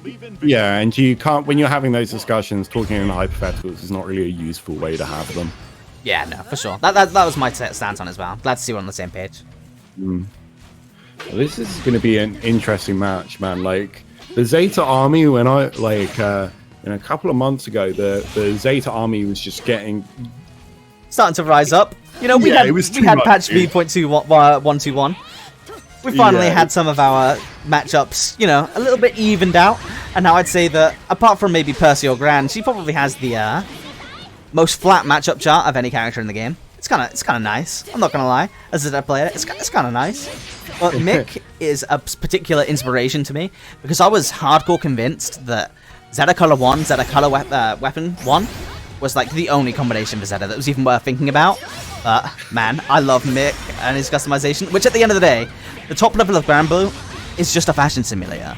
Oh, Yeah. drops the combo. Speaking of, perfect example. Who needs combos when you got this drip going? When you're a fashion icon, dude, you get those DP punishes, you know? I do think he's coming back when offline returns as well. It's pretty hype. That's what I mean. There are so many players that share the same sentiment. Yeah, man, I'm the exact same. Like, unfortunately, not having rollback netcode is it's rough, dude. But Yeah. excited for online, man. It's just offline. It's going to be a great time, and we're still getting to watch amazing matches like this one right now, and all from the comfort of. So Mick's a very patient player. He tends to, pretty similar to Miri. He tends to be very passive in neutral, but he's kind of getting punished by Vivir, who is going for a ton of Mistfinder. Like in this matchup, I would say that Mistfinder is tentatively useful at best. Vivir's been getting away with a lot of them, but now you're underneath the pogo, and every single character in the game has to hold this. They're all equal under the pogo. This is true before patch 1.21. This is true before patch 1.3. Some things never change. Yeah, That's the pogo. and Zetas have only gotten better at using it. I feel like the defensive options haven't even really evolved that much, but the offensive ones have. Well, to be honest, the defensive options really have. If you talk to people like Citizen, they've boiled down the higher caliber of pogo a little bit better. Obviously, at that point, you then start getting opened up by some clown Zeta doing pogo setups that aren't real. But there is definitely an RPS going on between the offender and the defender. But I'm not gonna lie, the pogo setups have changed so much, and we had Navir saying a second ago that he was ashamed that Svampen wasn't in the tournament, and that's a phenomenal example. Svampen's pogo setups are probably the finest the EU has to offer.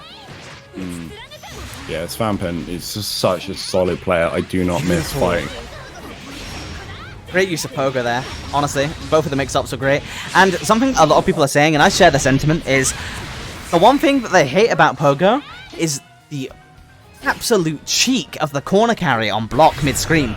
You get pushed like 3/4 of the screen, no, not 3/4, 2/3 of the screen sometimes, just from blocking free space pogos that are all safe jumps. Taurus doesn't get that sort of pushback on a map on hit. Genuinely. Yeah, like, whereas she gets it on a safe jump on block. Like, oh, okay, this is reasonable. Beautiful stuff, it really is. Nice, here we go, straight into the pogo, has the safe jumps on lock. Via not dealing with them too much. I mean, there's a very clear distinction between someone who has labbed Zeta Pogo and someone who hasn't. Yeah. But even once you lab Zeta Pogo, it's not a laughing matter. You still have to hold it. It's still one of the nastiest Okis in the game for sure.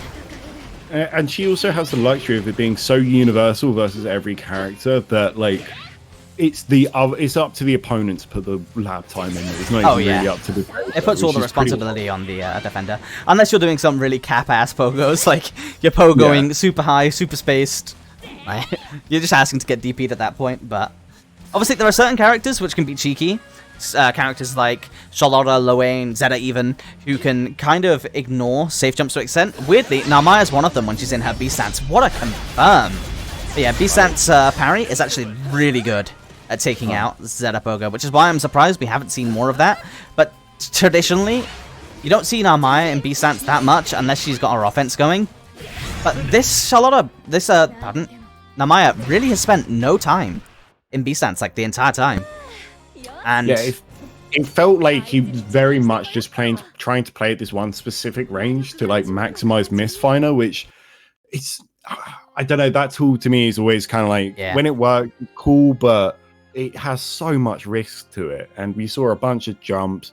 Everyone can roll through it and get a full punish. It's a move that you absolutely have to use, but when you start to revolve around it, it can kind of fall apart quite quickly because the risk reward is just horrible. Yeah, I mean, honestly, I would have loved to see some more command dash into slashes. Zeta has some of the best punishes in the game against them, being able to use her ridiculous Farlight. But at the same time, that's such a useful tool. And once you're on top of her, the matchup changes completely. Especially once you're in B stance, you have access to +1 2M. You have moonsaults for, you know, catching them being a little bit less tentative. You have ways to beat out safe jumps, which is a lot of Zeta's fundamental game plan. It's safe jumps and using spear. That stuff just completely shuts down those guesses. Honestly, it's just seeing him even on, like, Wake Up, just switching to that B stance, and then on the maybe second pogo, going for the parry, it would at least put a little bit of a notch into Miric's mental stack, make him have to think a little bit more on his own pogos. Because at the moment, you know, Zeta gets the ton of brain off, just hop a few times, then hold this. Am I going to hop once? Am I going to hop twice? I'm going to go for 4 overheads, 1 overhead. When am I going to go for the low? Am I going to throw? Am I going to frame trap you? Who knows? When Zeta can be confident and start, like, you know, she has such a good foundation for safe mix-up. And when she becomes confident through that and can just start doing the dumb shit, she's horrible to fight against, dude. When they start doing, like, one pogo and running up and throwing, or, like, doing an overhead after it, like, just that gross, dumb shit, she just becomes even more of a nightmare. So you have to make her respect you in some capacity and show that you have the knowledge. There's such a wealth of options from pogo as a Oki situation that you really need to develop OSs, fuzzy guards, etc. to narrow the range of what Zeta can be threatening you with to a point where it's dealable and reactable, because there's no way in hell you're reacting to every single option that Zeta has. So you really have to do your best to go into the lab, hit that for a bit. I know we all hate it, but if you want to compete against Zeta at a high level, it really is a necessity at that point. You're just going to narrow the range of what it is that she can go for to make it to an acceptable loss, you know, turning it from God knows, like a 10-10-10-10-10-10-10 mix-up into a 50-50. That does do a lot for each of your mental stacks, I'm not gonna lie. Yeah, you'll have a much nicer evening playing, like, against like your mate that plays Zeta if you know what's going on, for sure. You're not going to be stressing about the pogos and any of that sort of stuff. But this is crazy. Cheetah mirror match winners finals. I mean, Cheetah players have been popping up non-stop. We have Arafu, Navia, Samoro, Deviants. The list genuinely, unironically goes on, which, of course, blessed for me, because I've been saying since day one that I think this character is already nuts, and once the patches come in and, you know, brings down the rest of the Shotos, she's going to be even more nuts, and I'm glad to say that I was right, and there is no match that is going to be better to show that off than this one. This is an interesting matchup, though, because both of the characters have tools for every situation in the game. It's going to be a absolute collision of playstyles right now. Navia is a very, we'll go with random, more unrefined style of Cheetah, whereas Samoro is an incredibly refined player who also has a lot of aggressiveness put into the way that he plays Cheetah, right? You don't see footsie-based Cheetah like Deviants tends to go for quite a lot. You see a lot more of the aggressive style from both of these players, but I feel like one of them is more of a refined style, and one of them's a much more patient, intentional style. But both of them have their definite advantages, especially in a tournament set. Who have you got on who do you reckon? Well, I'm going Stim. Stim's like, I don't know, man. Coming off that victory, he's got to feel pretty gassed up, just from like a mental standpoint. Like, beating Cheetah is going to make you feel like you can beat anyone. Like, as soon as he gets a bit of momentum, like we're seeing right now, I can imagine him just running over and just being too much to stop. I will say one thing though, Navia has not had an easy path here at all. And right there you're seeing Fireball RPS. You just gotta guess. Is he going to charge it? Is he not going to charge it? And that determines which timing you go for. Obviously, you can also jump, but if they then go for uncharged Fireball, they get 50% in corner carry, so, you know, pick your poison. It's so nice to have that at, like, the core of your neutral game, being able to force a guess like that is pretty wild.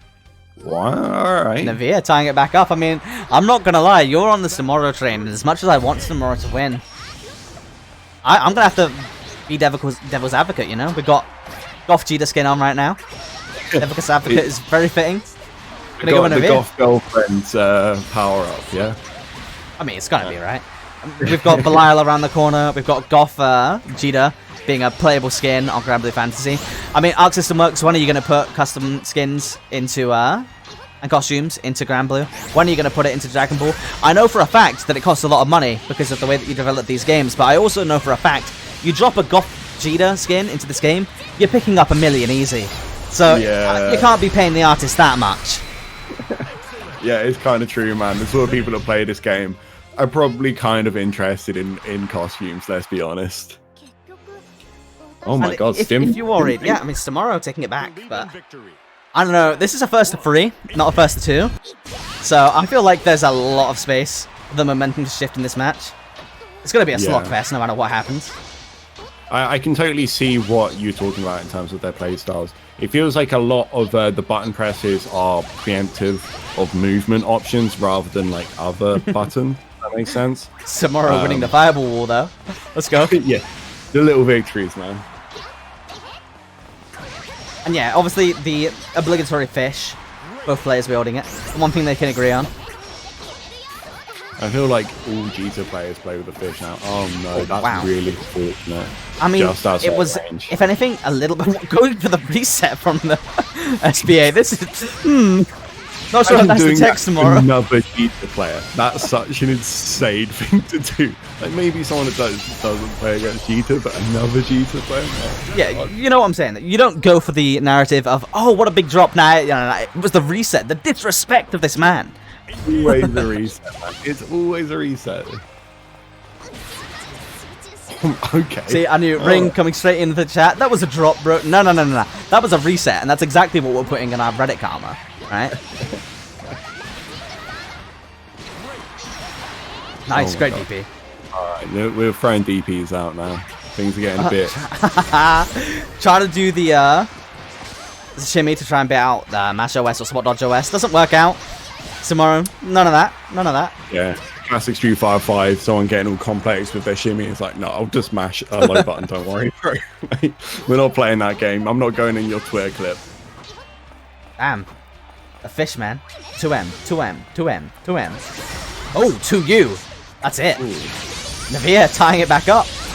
Yeah, man. That was the movement speed in action there. Just like being able to run up that quickly and just like make a decision is pretty crazy to throw in. I mean, yeah, you're literally saying to them, I'm running towards you. You know, you now no longer have the ability to react.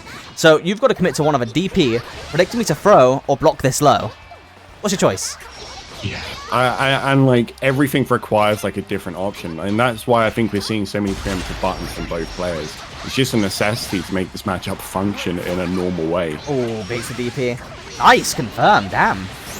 Yeah, that's big and optimal. That is actually a insane confirm. What a punish.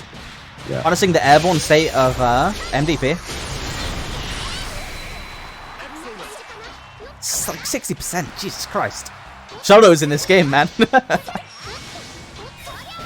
And Universal Overhead. Hold that, you're not doing your OSs. Yeah.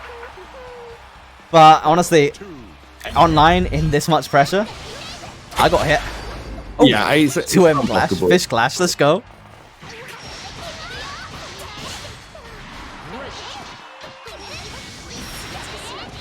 Down. Yeah, I feel as if they're getting a bit more impatient on defense because it's just so oppressive. I mean, it's a They kind slugfest, of isn't it?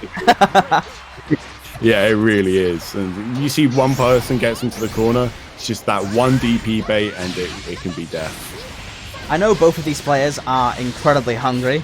Obviously, I was talking earlier about how Navia has been grinding so hard that he's been moving to the US lobbies. But it's no joke for tomorrow either. It was just yesterday. He was telling everyone that he's going to win the piss yellow this week. You know, we all had a laugh. We're like, yes, tomorrow, let's go. But he wants it, man. And it shows. Yeah. And no one can take away the course he's had through the bracket. It's been a brutal one. Oh, yeah, for sure. I mean, you can't get much more brutal than Rickster and Torpedo. Yeah. Oh, It feels like we're from either side, we're watching the same round over and over again of just like the corner pressure, the DP's happening at some point. If they get that one guess, it's over. It's so explosive. okay, so I'm a little bit concerned, though, because obviously we're saying that it's going back and forth, but Tomorrow has just had his momentum officially broken. Navia won 2 in a row, so one more and it's over. Yeah, it's true, but I feel with like how explosive this can be, it won't take too much for Stim to get his confidence back. You know, all it takes is like one really solid round, and he's going to start to feel it. Oh, nice. 2M, 2M. Can I hit confirm? Into the middle of the screen. What's the mix? Plays the auto combo. 2 fish clash again. Nice. That was a beautiful anti-air. Yeah, it's gonna be a chunk as well. Cheetah looking like has a slight advantage right now. What I'm saying, you know? It's a matchup issue. Is that what it is? Marvelous. Psy Games. You watching this? Cheetah, man. Come on. Cheetah Nice. versus MVP. Confirmed. the Navia sixth style format. right there. Just being so visible. Round start MVP. Ah, there we go. Another one. But none of them are getting punished. That's the big difference in this entire set, I feel.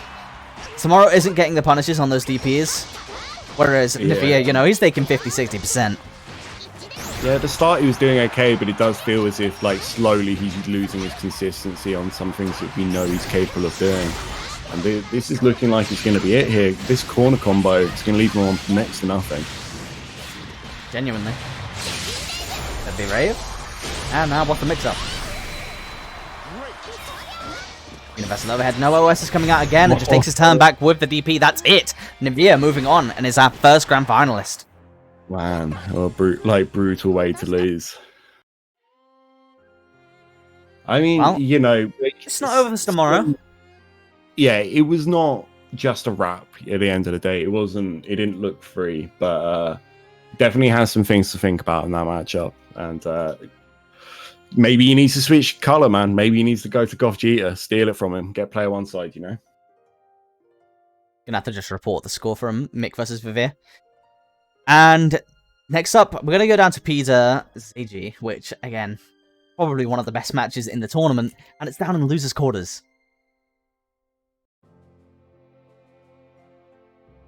I'm actually really interested to see which side this one goes in. Yeah, that's going to be a pretty interesting one. Like, you know, Seiji having the hellish run through loser side definitely played his fair share of games tonight. Yeah, for sure. I mean, I'm not gonna lie, right? If we go through this bracket and look at the top 8 alone, literally just the top 8, what have we had so far? We've had Samoro Peter, which was an incredibly interesting game. I didn't see that one coming at all. Navia Gumius, then Samoro Navia, all brilliant matches. Then we go down Mick versus Vivir, and then Sonic Sans Zagi. And now we've got Gumius Mick versus Peter Zagi. I can't think of a single one of those players that is not actually a phenomenal player. That'd be an absolute joy to watch. And I was looking at this bracket earlier today. It was, as ever with Granblue, the community joins everything last second.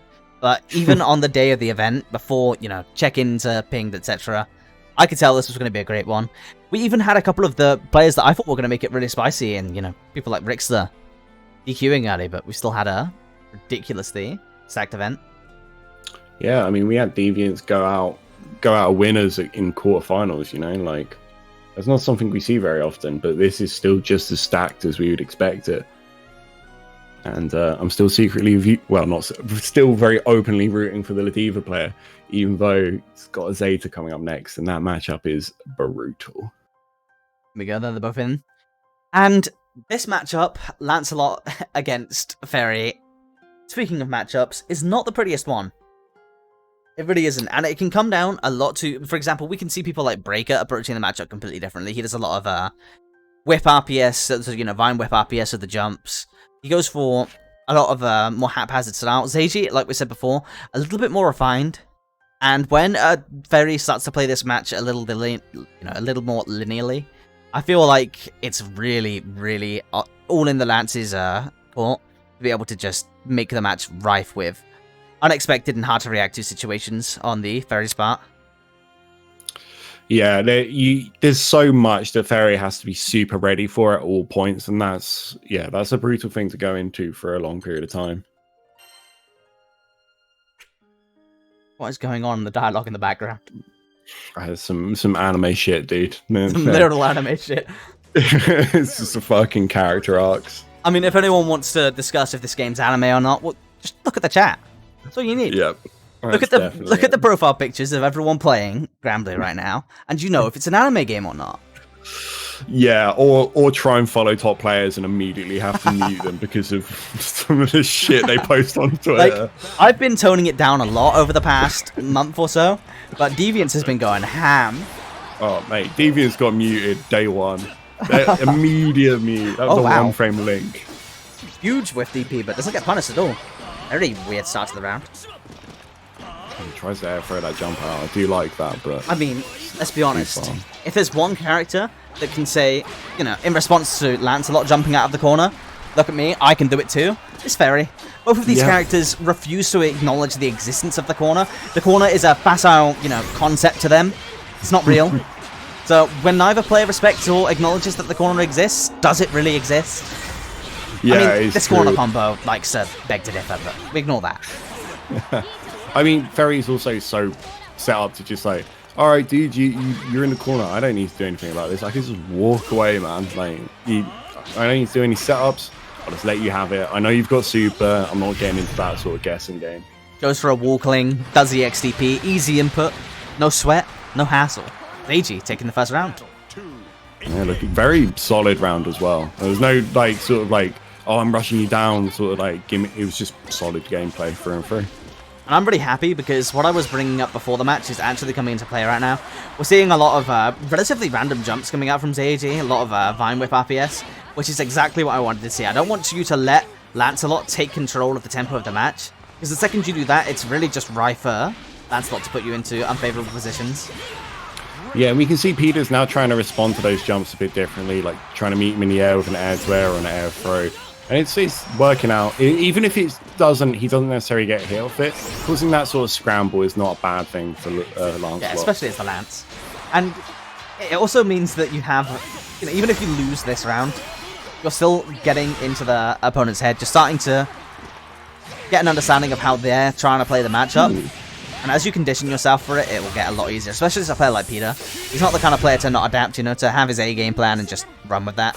He does adapt and change quite a lot, and we're seeing the fruits of that labor right there. Yeah, this is a player that's experienced in a lot of tournament matches, so he is going to be adapting on the fly, and yeah, this is definitely him doing that. He's playing a little bit more like in her face. He's trying to shut down the jump arcs from even becoming a thing. Damn! What a close heavy counter hit. That was nuts, dude. Don't see that every day from a Ferry, but again, wanted to see a more aggressive, random ZG, and we've got that, that's for sure. Yep. Oh, there's the frame trap, but no conversion off it. Ferry in a corner versus a Lance, name something more cursed. Double overhead. Not gonna be dead. No, this could be dead. It's not gonna be, right? It is very but it is very HP. Ah, living on a pixel, let's go. Yeah, and now you're at chip point. I can't believe he didn't get chip off that. I can't believe he did not get chip off that. I really thought he was gonna. EX Wrecker is pretty much a true block string, and then he didn't go for the follow-up from the DP because spot dodge would have blown it up and ended the round, or a forward roll would have ended that round there. So I understand the thought process from Peter there. It makes sense, yeah. Nice, and yeah, Jesus. Oh, there we go. No free GGs, man. Can't believe they removed Lancelot's anti-air. Confirms, man. Can't believe it. It's all over. There's teleport. Such a good neutral tool, but versus Ferry as well. Just being able to throw that out there occasionally when you're in that sort of 2U range, it's pretty nice. I mean, the unfortunate reality of Lancelot for me is that I would lose exclusively to them just jumping and going for JH. I'd guess wrong on how many hits of JH I'm getting hit by every time. Oh man, JH just it's horrible to get hit by, man. The double overhead when you crouch too early and you die and you're like, ah, alright. Yeah. I thought we were done with that, like when I stopped playing Street Fighter and I didn't have to deal with Chun-Li anymore, I was like, cool. No more double overheads, but no, they put it back. Ah, we've got wall cling, we've got double overhead. God. Oh damn. Wow, the confirm. Yeah, Lancelot has no anti-air confirms, man. It's kind of crazy. He's keeping her in check with the 2 Ls. Yeah. No run forward close heavy for you. I'm saying it again, but he's using that teleport really well in neutral, which is super interesting. I wonder how good it is versus things like the nice. DP. Brilliant. punish.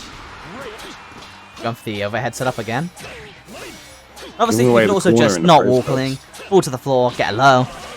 It's kind of scary.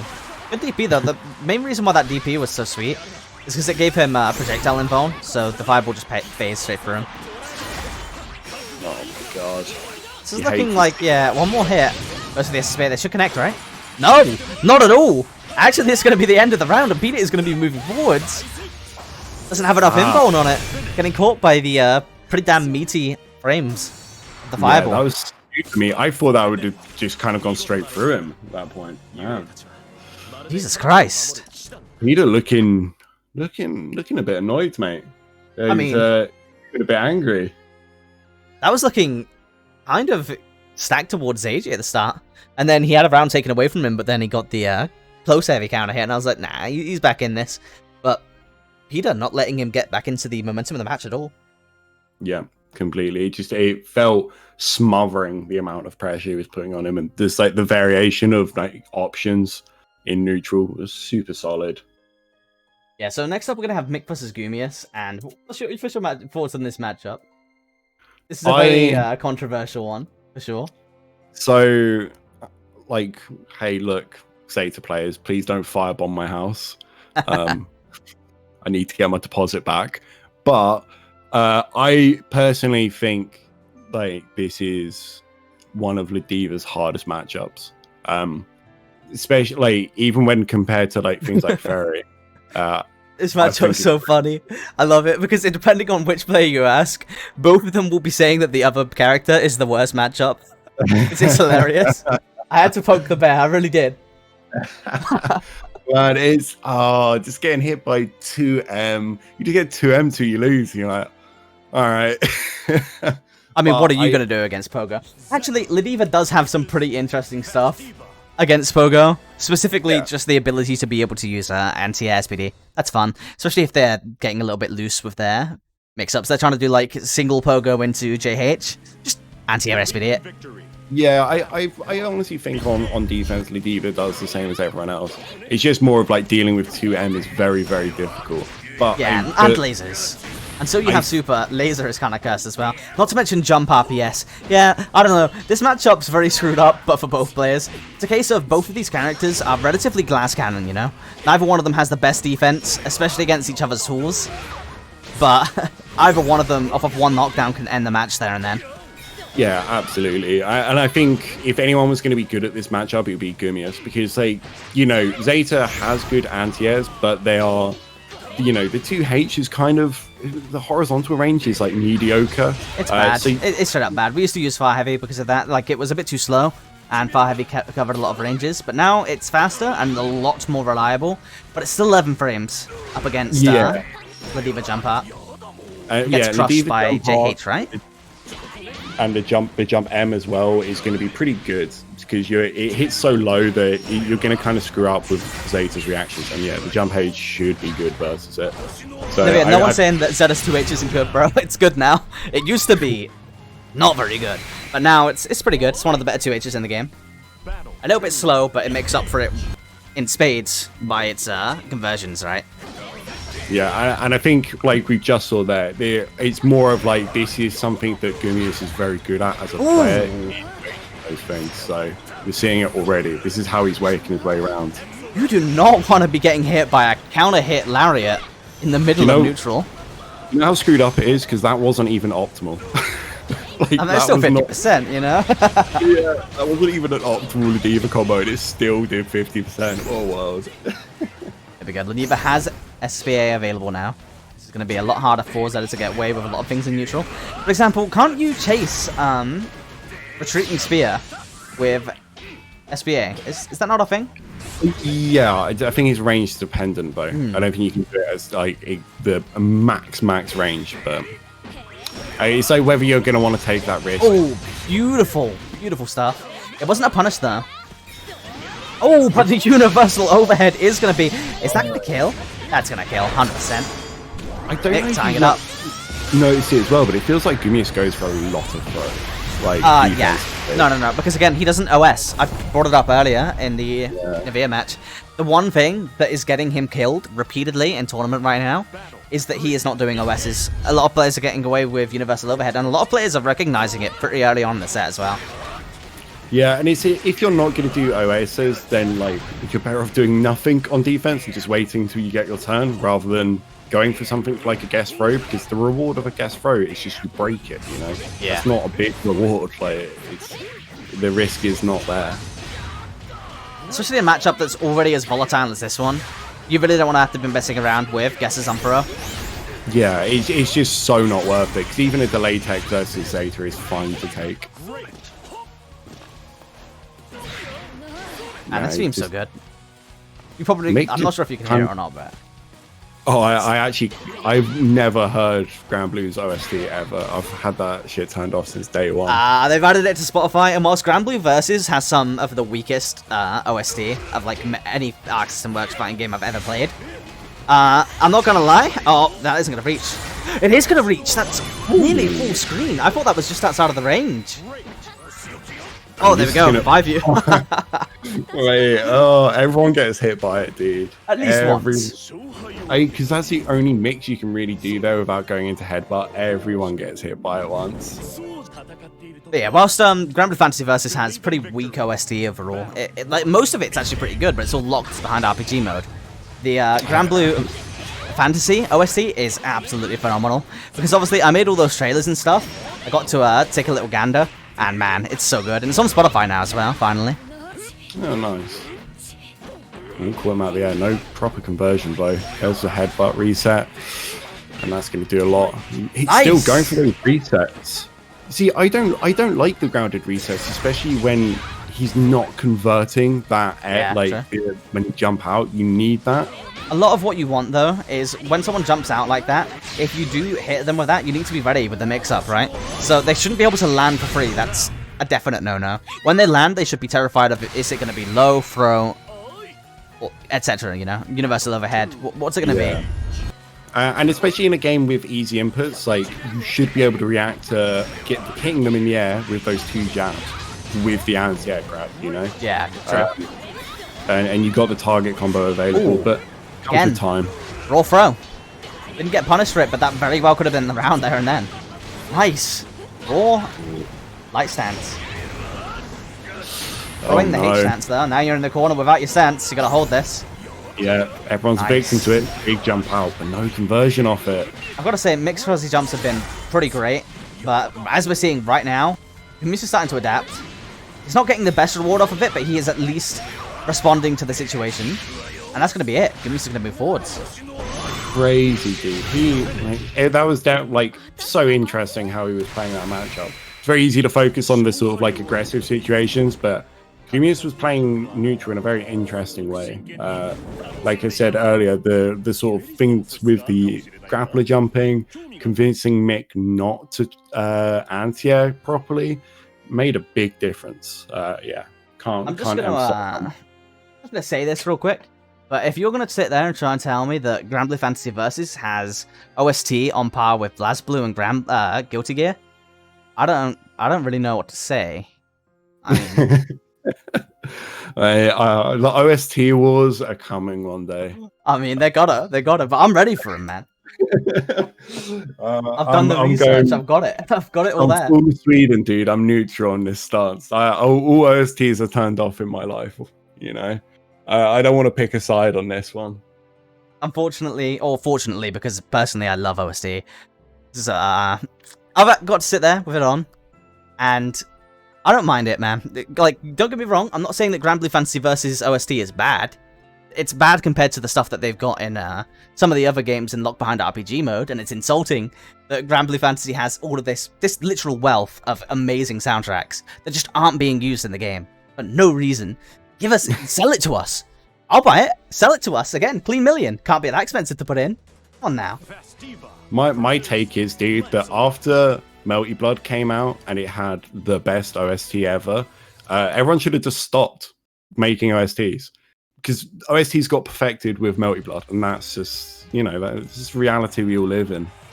I mean, speaking of that, we've seen Oh damn, what's his name? Forgot it. Person who developed some of the original songs and the Melted Blood OP, etc. He's been remastering all of it recently. I forgot his name. That's annoying. But yeah, he's been remastering all of the original Melty Blood OSTs, a few other titles as well. Been absolutely great. That's hard. Similar to this matchup, I'm interested to see how Peter plays this matchup. The loss of full screen EX Fireball changed absolutely everything from this match. Ooh, nice. And teleport confirm. Yeah, that was a really interesting confirm. Side switch as well. You don't see those in Granblue very often. No, he's going to mean a lot. Like, that was a chunk of damage from that reverse. What bait? Jesus. That's it, right? No, misses! Oh my god. And that's the round. Oh my god. Oh, that's such a classic round. And the levers on the screen, the match is instantly reduced to like an absolute shitfest. He did all this sick shit and it was like, nope, drop combo, get SPD. You know that, dude. Beautiful stuff though. I don't think there's a single moment that could encapsulate this matchup more than that right there. Yeah, absolutely. Gumius has been really consistent with anti-airs as well, so it's kind of shutting down some of Peter's approach. We're seeing him starting to get conditioned a little bit by making a couple of other players. Finally starting to get his engine revving for those anti-airs, and it's paying off now. So, you know, appreciation to me. Nice footsies, man. He's playing really well here. Christ. It's not letting Peter do anything.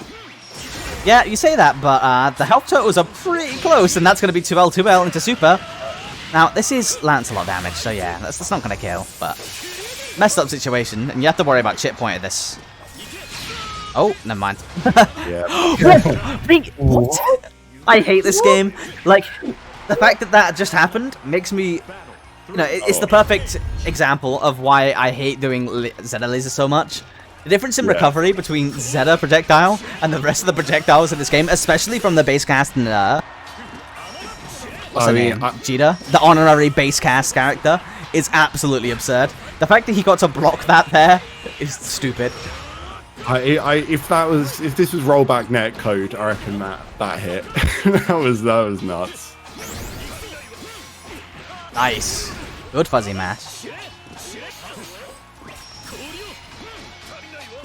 And they're all both on full meter this early in the round. Blocks from Gumius. So solid. Again, Fuzzy Mash just takes a stand back. They're both just exchanging. Yeah. Turns right now. Gentlemen. It's very hard though. At that range. Nice, what confirm. And that's going to be it. That should be the round. Damn. Gumius taking one round.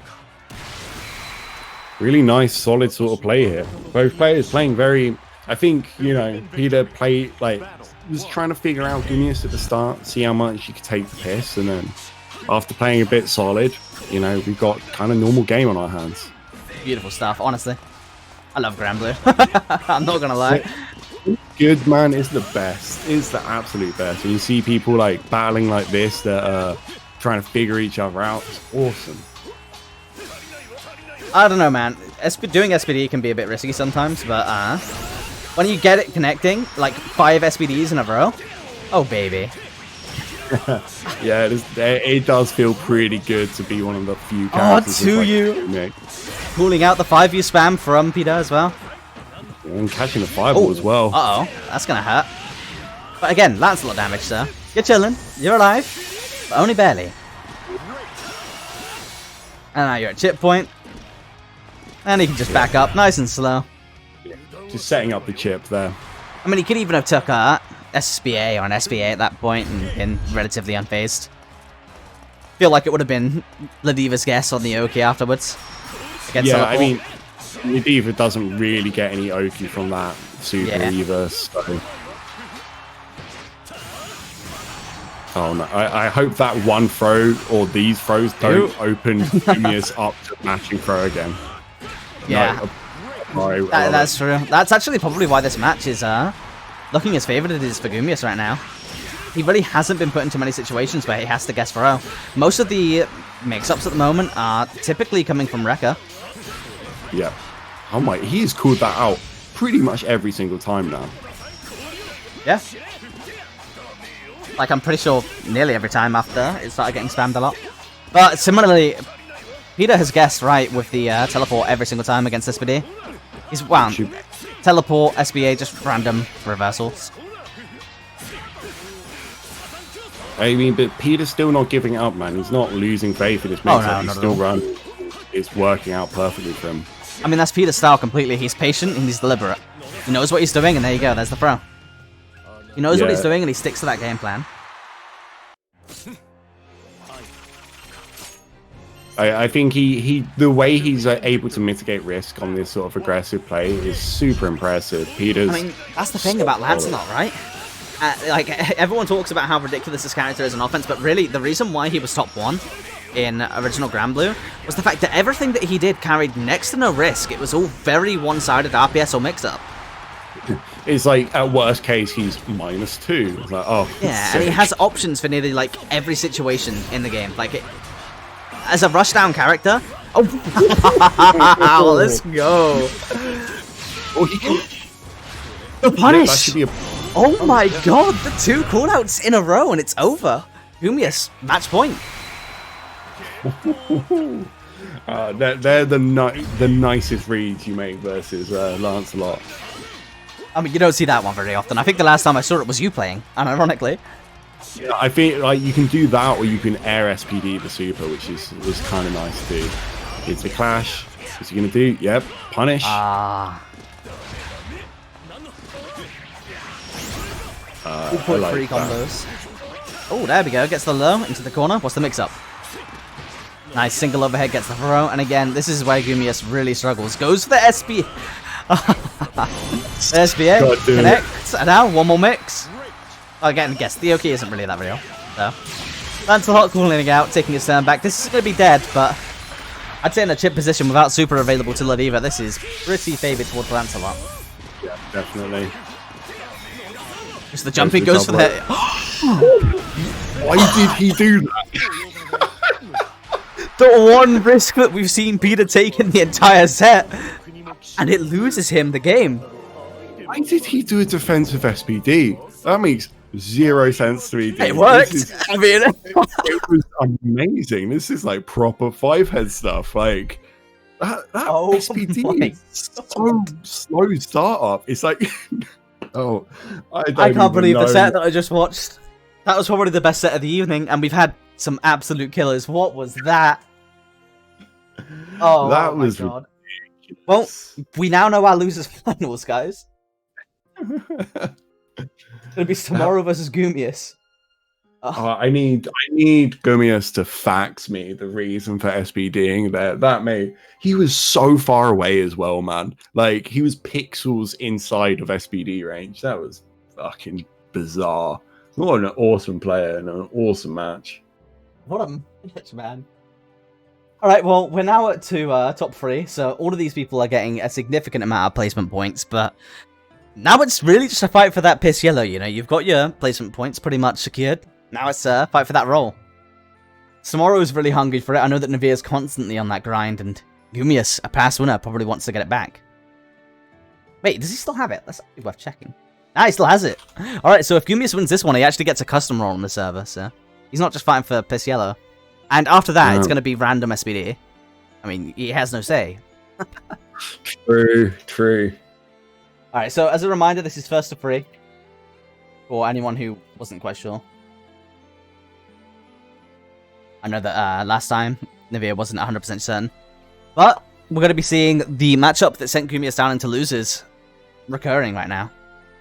Oh, yeah, and he's got to do it twice as well. Yeah, twice. Against the player that sent him into losers as well. So he's got to do a double jeopardy. Let's just call it a triple jeopardy. That's really what this is. Yeah, for sure. I mean, you do get the advantage of being a bit warmer, but it's still pretty brutal.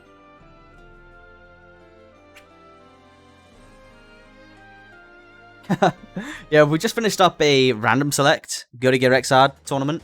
We are going back to regular scheduling, and again, after the Multi-Blood and Granblue season ends, we are going to be running the second season of HAB, which is going to be Granblue and XR, you know, the classic games of the server. Season 3 is a bit open in the air. I have no idea what we're going to be running for that yet, but only time will tell. We don't even really know what games will be out at that point. All the release Yeah. dates are so up in the air. Understandably so as well. We have nothing to announce any of it. Obviously, development cycles are also going to be being pushed back, so it's going to be interesting. I mean, who knows? I might end up running just a classic fight kit game, like Third Strike or something. Do it. I'll be down for that. I'm just saying, it's more than likely that's what's going to happen. It's going to be probably, if Granblue's still going strong, Granblue plus Third Strike. I'm putting a tentative full stop on that one. That'll be interesting. I mean, with Fight K2 coming out, it's kind of an incentive to start running that again, but this matchup is starting off relatively well. Never mind, you're in the mix. It was going well for Samaro at the start, but the second you get hit by 2U, now you're in the blender. Trying to bait that DP early on, we can see it. This Gumi is playing very staggered. Ooh, no punish. No punish, you say, no punish. He's so good with these defensive SPDs. He's really aware of when they want to just like break off. I mean, again, you were asking in your notepad, weren't you, sir? Yeah. Is this real? Is this the tech against Rekka? I feel like, you know, sometimes you watch a player and they play in a certain style and you go, I can't replicate that. And Gumius is one of those guys. Like, that sort of confidence to be that, use defensive SPDs is nuts. Yeah, I mean, honestly, it's so consistent at this point, though. Working against EX Rekka as well there, that there's got to be some substance to it. Speaking of, the mix has the SPA as well, so now fireballs are a no-go, and gets 2-L'd right out of the gate. Okay, so Gumi is starting off very strong, very quickly as well. That was one of the fastest matches we've had so far. Let's see if we can continue this on the set. It felt as if he was hesitating quite a lot, because Gumius was clearly baiting the DP for a lot of that pressure, you know, it was so staggered. And Stim kind of not really catching on to that and, you know, mashing out jab or like backdashing, moving away. So I wonder if he's going to adapt to that. And there's the grappler jump we're going for. Walking backwards. I mean, we'll call that a shimmy. Oh, yeah, shimmying with an SPD, what a world. Reset into SPD. And Samaro is very much in the blender right now. Universal overhead, no OS. Back to the corner, 1 pixel of HP. Can't use fireball. Nice, good punish. Good punish. He's going to get pressure from this, and there's the throw. No, that's what we knew Stim for in those last matches. It was his aggression looking super good. And if he can't get it started versus Gumius, he's going to struggle. Yeah, for sure. I mean, at the end of the day, Gumius has really hit his stride over the past couple of matches. Especially the last Peter one. He's got to be feeling himself. Yeah. And like, you know, all grapplers are feeling-based characters. If you feel good about yourself, you do play better as a grappler. With throw, but doesn't matter. Gets a DP out of the situation. And he just carried him back to the corner immediately. That's so messed up. That's the thing about Cheetah, is unironically, if they try to jump out of the corner and you get a DP, you then do medium auto combo into EX Rekka. It's completely safe and it carries them all the way to the corner on block. What a character. Like, that's a real thing. What a character, but Gumius doesn't care about that. He'll just super you. Doesn't matter. If you've got your back to the corner and you got a super handy. Nice. No grappler jumps. Get hit by the air unblockable DP. Spending all that meter. Oh, stood up into the not great. Up into the lariat and now you're in the mixer again. You had survived it, man. You'd done it. You were out. Once again, there's debate on the DP, but just hesitant. Wow. Walk back doing a fake shimmy into the SBA. Yeah. Gumius is in complete control right now. He really is. He's just not taking any risks. Very happily just waiting out the storm. Nice. What a absolutely monstrous grappler jump. Wow, I'm telling you, that's what he's known for. He's so good at it. I mean, his role's got to be random SPD or grappler jump. Like, I feel like he boils down entire matchups to grappler jumps. It's so messed up.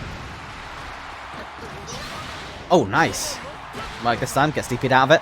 But, 2U, always ready. And then you're back in the mixer. And again, against Tomorrow, I think this is the highest percentage success that he's had so far throughout this entire tournament. And there we go. There it is, man. One more. Wow, what on earth? Cheetah just down backing in Ladiva throw range. Big chilling. These are such weird interactions. Oh my god. Okay, blocks the headbutt, doesn't block it. Okay. He'll get SPD'd. Yes, okay. Here we go. Samaro keeping himself alive. Match point right now, sir. Every single button counts. 1 pixel of HP left. One button will do it. Oh my god, both players just not wanting to overcommit to a single thing. Say that as he runs in. Let's have that aggression. Yeah, there you go. It's not an OS, but it'll do. Mate, Second too well to clutch out a match. Within the throw. I'm happy with that. This is forward, dude.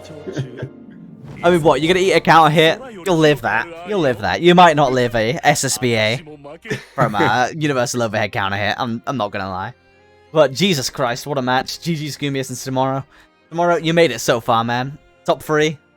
Yeah, can't complain about top 3, man. I mean, there's only one place to go from top 3, right? And that's up. Now you're looking at Grand Finals, man. But we now have our Grand Finals decided, which is going to be Navia up against Gumius.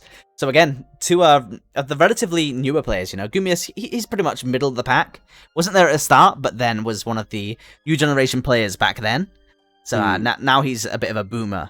But Navia, 100%. Purebred, new breed. Zoomers, mate. He's going to be reacting in like under 200 milliseconds. All that sort of stuff. It'll be interesting because I think obviously Gumius is going to be warmed up to the matchup. He's just going to be warm in general. But it's not going to be easy fighting against the person and knock you into losers and having to do a bracket reset. That's going to require quite a lot of mental fortitude. Oh yeah, for sure. This is not going to be pretty. I mean, you literally just have to beat the character that put you there, but now you've got to beat the player. And those two things are pretty much completely incomparable. Yeah, it's definitely going to be difficult, but we've seen Gumius just... He's on a roll. He's on a roll, and like in a big way. And I think momentum impacts Ladiva so positively that, yeah, I could go either way in my head. My money was on Gumius, so I will be collecting. You're right. After this tournament if he wins. You're right. I mean, my options are completely out the window, so Gumius being the person that actually knocked it out, to think about it. I'm gonna not think about it. I'm just gonna choose to ignore that. But whilst we've got a little bit of a downtime, whilst we let Gumius catch a little bit of a break, I'm just gonna go ahead and chill again. If you enjoy EU Granblue, check out the match arena. It takes 2 seconds to donate 50 cents to the bracket. We're approaching $50. And, you know, that's a thing that I can put on Twitter, so it's all for the clout, really. But put in code HAB Season 1GB, donates 50 cents to the bracket completely for free. It generates money for the EU Granblue scene. If you love EU Granblue, or just Granblue in general, drop this channel a follow. We'll be doing bi-weeklies as ever. We're looking at doing some more exhibition-based stuff. In the server, we've currently got open lobbies on Wednesdays, and we've also got ranked days on Saturdays. Obviously, with Season 2 around the corner, I think ranked days are probably going to go on hiatus. If not, the interest will be a little bit lower. But once Season 2 pops around, we also have Blitz coming up in September, I believe, which is going to replace ranked until Season 2 reset happens. So we'll have like a Blitz Saturday instead. Either way, there's plenty of stuff going on for EU Granblue right now. And hop into the server or drop the channel a follow if you're interested in that sort of thing. Barry, if you have anything you want to share, I'm going to do it for you, actually. Fury Fighter has an amazing slew of content on his Twitter, which I'll drop a link to now, as well as his YouTube, which I'll go and grab now as well. And if you want to introduce what you do, go ahead. I do lots. I mainly talk about old shit at the moment. If you're interested in fighting games, like old fighting games, new fighting games, kind of the philosophy behind them, then check me out. Also, do some, Granblue content, everything really. Bit of everything, whatever I'm feeling, but definitely a lot of old stuff. Hey, follow. Thanks for the follow, man. It's appreciated. At this point, we're... Oh, damn. I can hear my thing going off telling me that something's happened. My stream alert. It hasn't come up in the activity feed yet, so I'm not sure what. Oh, I'm being hosted by Trifolo. I see. I see. That's what went on. Cheers for the host, man. I'm sure that is bringing in stonks.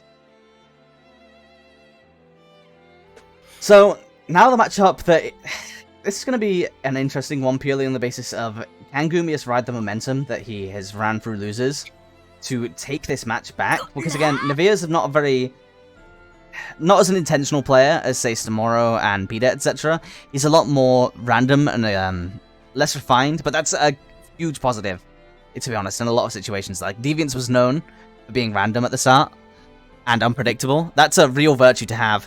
But will Gumius be able to ride the momentum from going through losers and take the bracket back, or is it going to be a case of Navia standing strong and being the Achilles heel?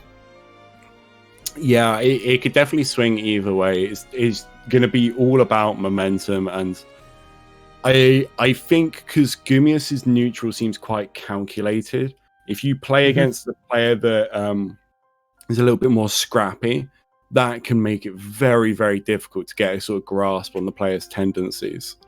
I'm interested to see. It could definitely just go either way, but I'm excited to see if these... I'm excited to see him, really. I want to see a Ladiva win. I want to see the Ladiva torch get carried on, but I'm going to be happy either way. I mean, yeah, I'm just dropping in a little bit of mid-set coaching, roundside coaching. If Gumius starts using Mash OS, I think we could be seeing a very different match. 50% every single time that Navia was going for that universal overhead made that matchup incredibly skewed. Yeah, if he literally just doesn't go for a throw the whole game, like defensively, I think he could win. Like, I genuinely... It could genuinely change the entire scope of this matchup. Yeah, because he was like, oh, I'll just play with a 60% handicap, I guess, before. Yeah. Navia, a little bit, of a more random, aggressive player, running forwards, going straight for the universal overhead, showing no respect, as we were talking about. And it just comes to show that if you stop for a moment and just mash 2L or do a mash OS or anything like that, you are in a much better situation to not let the more aggressive, unpredictable player run you down. Absolutely. And this is a good way to start. Well, at the end of the day, Navia's got a lot of matches to play with. So we might see dumb stuff like, you run up overheads. Oh, damn, nice. Beautiful from Navia. Chain to the corner. Doesn't get that much of an optimal combo, but I believe the SSBA Oki is not bad. Yeah. All you need against the Diva is a meaty, let's be honest. It's true, and even a suboptimal combo is still a lot of health. Just jumps back, predicts the SBA. It's the bait, and it's just that 2M's going to be brutal to deal with right now. Oh, yeah. No super available, it's just a matter of time, really. So, as the Diva player, what is it that pisses you off? When you're going for SBA, what's the defensive OSs that people do that really tends to piss you off? Is there anything outside of just whacking super? Yeah, I don't know. I feel like you can't really get too pissed off as the Diva. You just got to really simplify the opponent's options. You either delay a button, don't delay a button, or SPD. And you can't really think about anything else. Otherwise, you end up mind gaming yourself too much, What about the side of the Diva? So when the Diva's going for SBA on, say, a safe jump or a meaty? Is there any odd Victor X to beat it? Yeah. I believe Deviant's always spoke big of this option select he has where you could option select him to jump to beat it. The fuzzy jump. Yeah, that's okay. That's pretty good. But if you look at what Gumius is doing right now, he's just doing a lot of delay, close, heavy, and that's enough to beat it and stop people from even trying. Close heavy into anti-air SPD, right? So yeah, give us some time. I mean, you also, but how does it interact with DP, for example? It loses for sure. Damn, that's actually kind of whack. Yeah, I mean the reward's so big that you can't complain too much. Yeah, I guess that's true. But you are losing a pretty invaluable resource in this matchup. I feel is the problem. Yep, totally.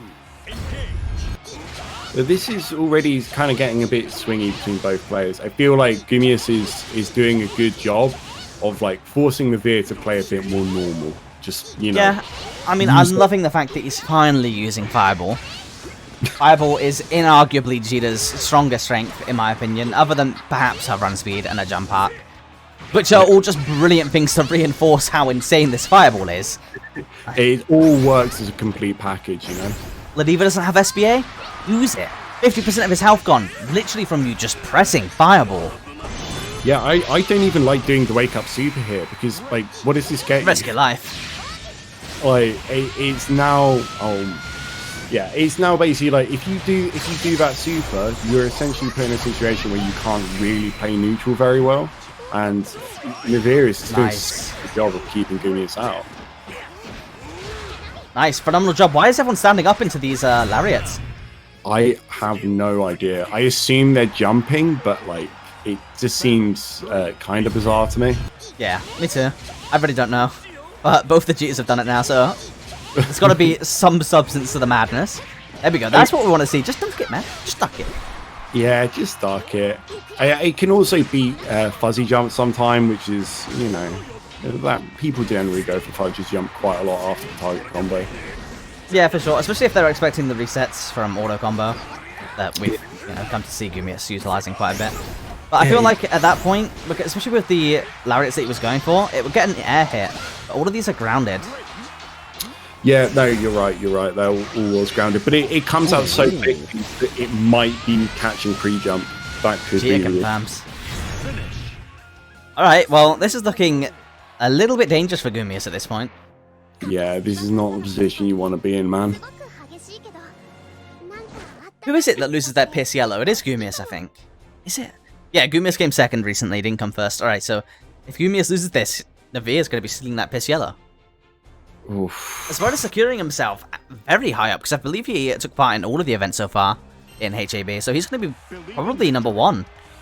Oh, really? Same to Gumius, actually. I think if either one of these players win, they're currently #1 in the standings. I mean, so they're playing for a lot right now, but it feels as if Navir just looks confident, dude. He's playing fighting games. That's all he's doing right now. I mean, the amount of points you get aren't irrelevant either. Because at the end of the day, the placing that you get on the placement points directly correlates to your seeding. There's no ifs, ands, or buts about it. Your placement throughout the regular season decides your seeding. Big read there from Gumius. I'm shocked. Beautiful punish. Damn. Counter hit to straight into the SBA. Is this going to kill? I don't think so. It's not the real input. It still kills. Who cares about real input? The day.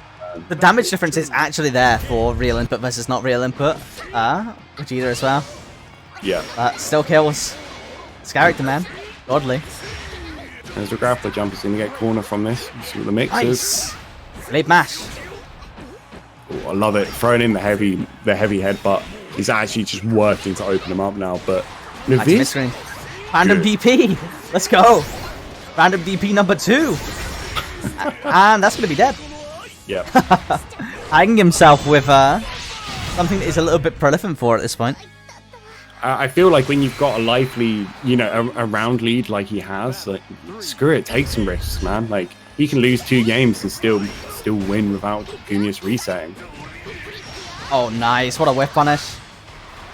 All the way to the corner. Bro gets broken. That was scary. He's trying his hardest to catch one of those fireballs with a counter hit. Nice. He's going to catch the DPs, man. Yeah, if you can bait every DP from Nuvir, you win, you know? You can get this series. It's like him going for the universal overhead and taking 50% of your health every time you bait one of the DPs. Exactly. And that's giving you the variance. Gumius. Yeah. I mean, that's a huge deal as well, because not only is it breaking the momentum and getting Gumius a win on the board, it also means Navia is not just sitting at tournament point, like, the entire time. Yeah, that's definitely helpful. Nice, 2 throws again. We're not seeing any random throw breaks, but mash OS, man. Just mash OS. I feel like if Navir was really trying to metagame it, he would do a lot of throws to get Gumius to start mashing. Yeah. Again, there's something that beats both of these options. MashOS. I'm gonna see it, like, come on Twitch chat. #use MashOS.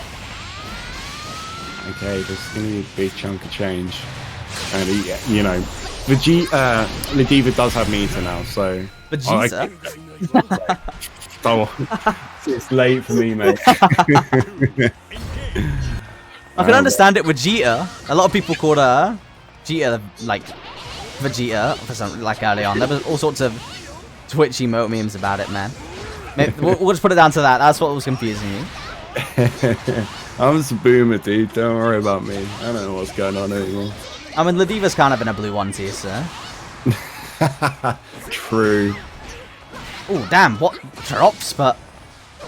Was it a drop, or does she just not have roots on that anymore? She could have gone straight into you. Stands up into Lariat again and loses 50% of his health for it. Oh, please. This is not the first time we've seen it. He went for the DP there. No, it's over. No. It's actually over to his actual Vice. Use Mash OS. Mash OS saves lives, fellas. And Navia winning the tournament, getting his piss yellow, and securing the first place. Wow. That's so brutal. We were kind of half memeing that was going to be the way he lost. That was exactly what we were doing, and it took him. That's so sad. Man, I mean, give it up to Navia. He was playing super good, but yeah, I mean, I think this is the best that I've ever seen him play. The DPs, as expected, were a little bit out there, but the universal overhead adaptation, you saw it, you know, he knows.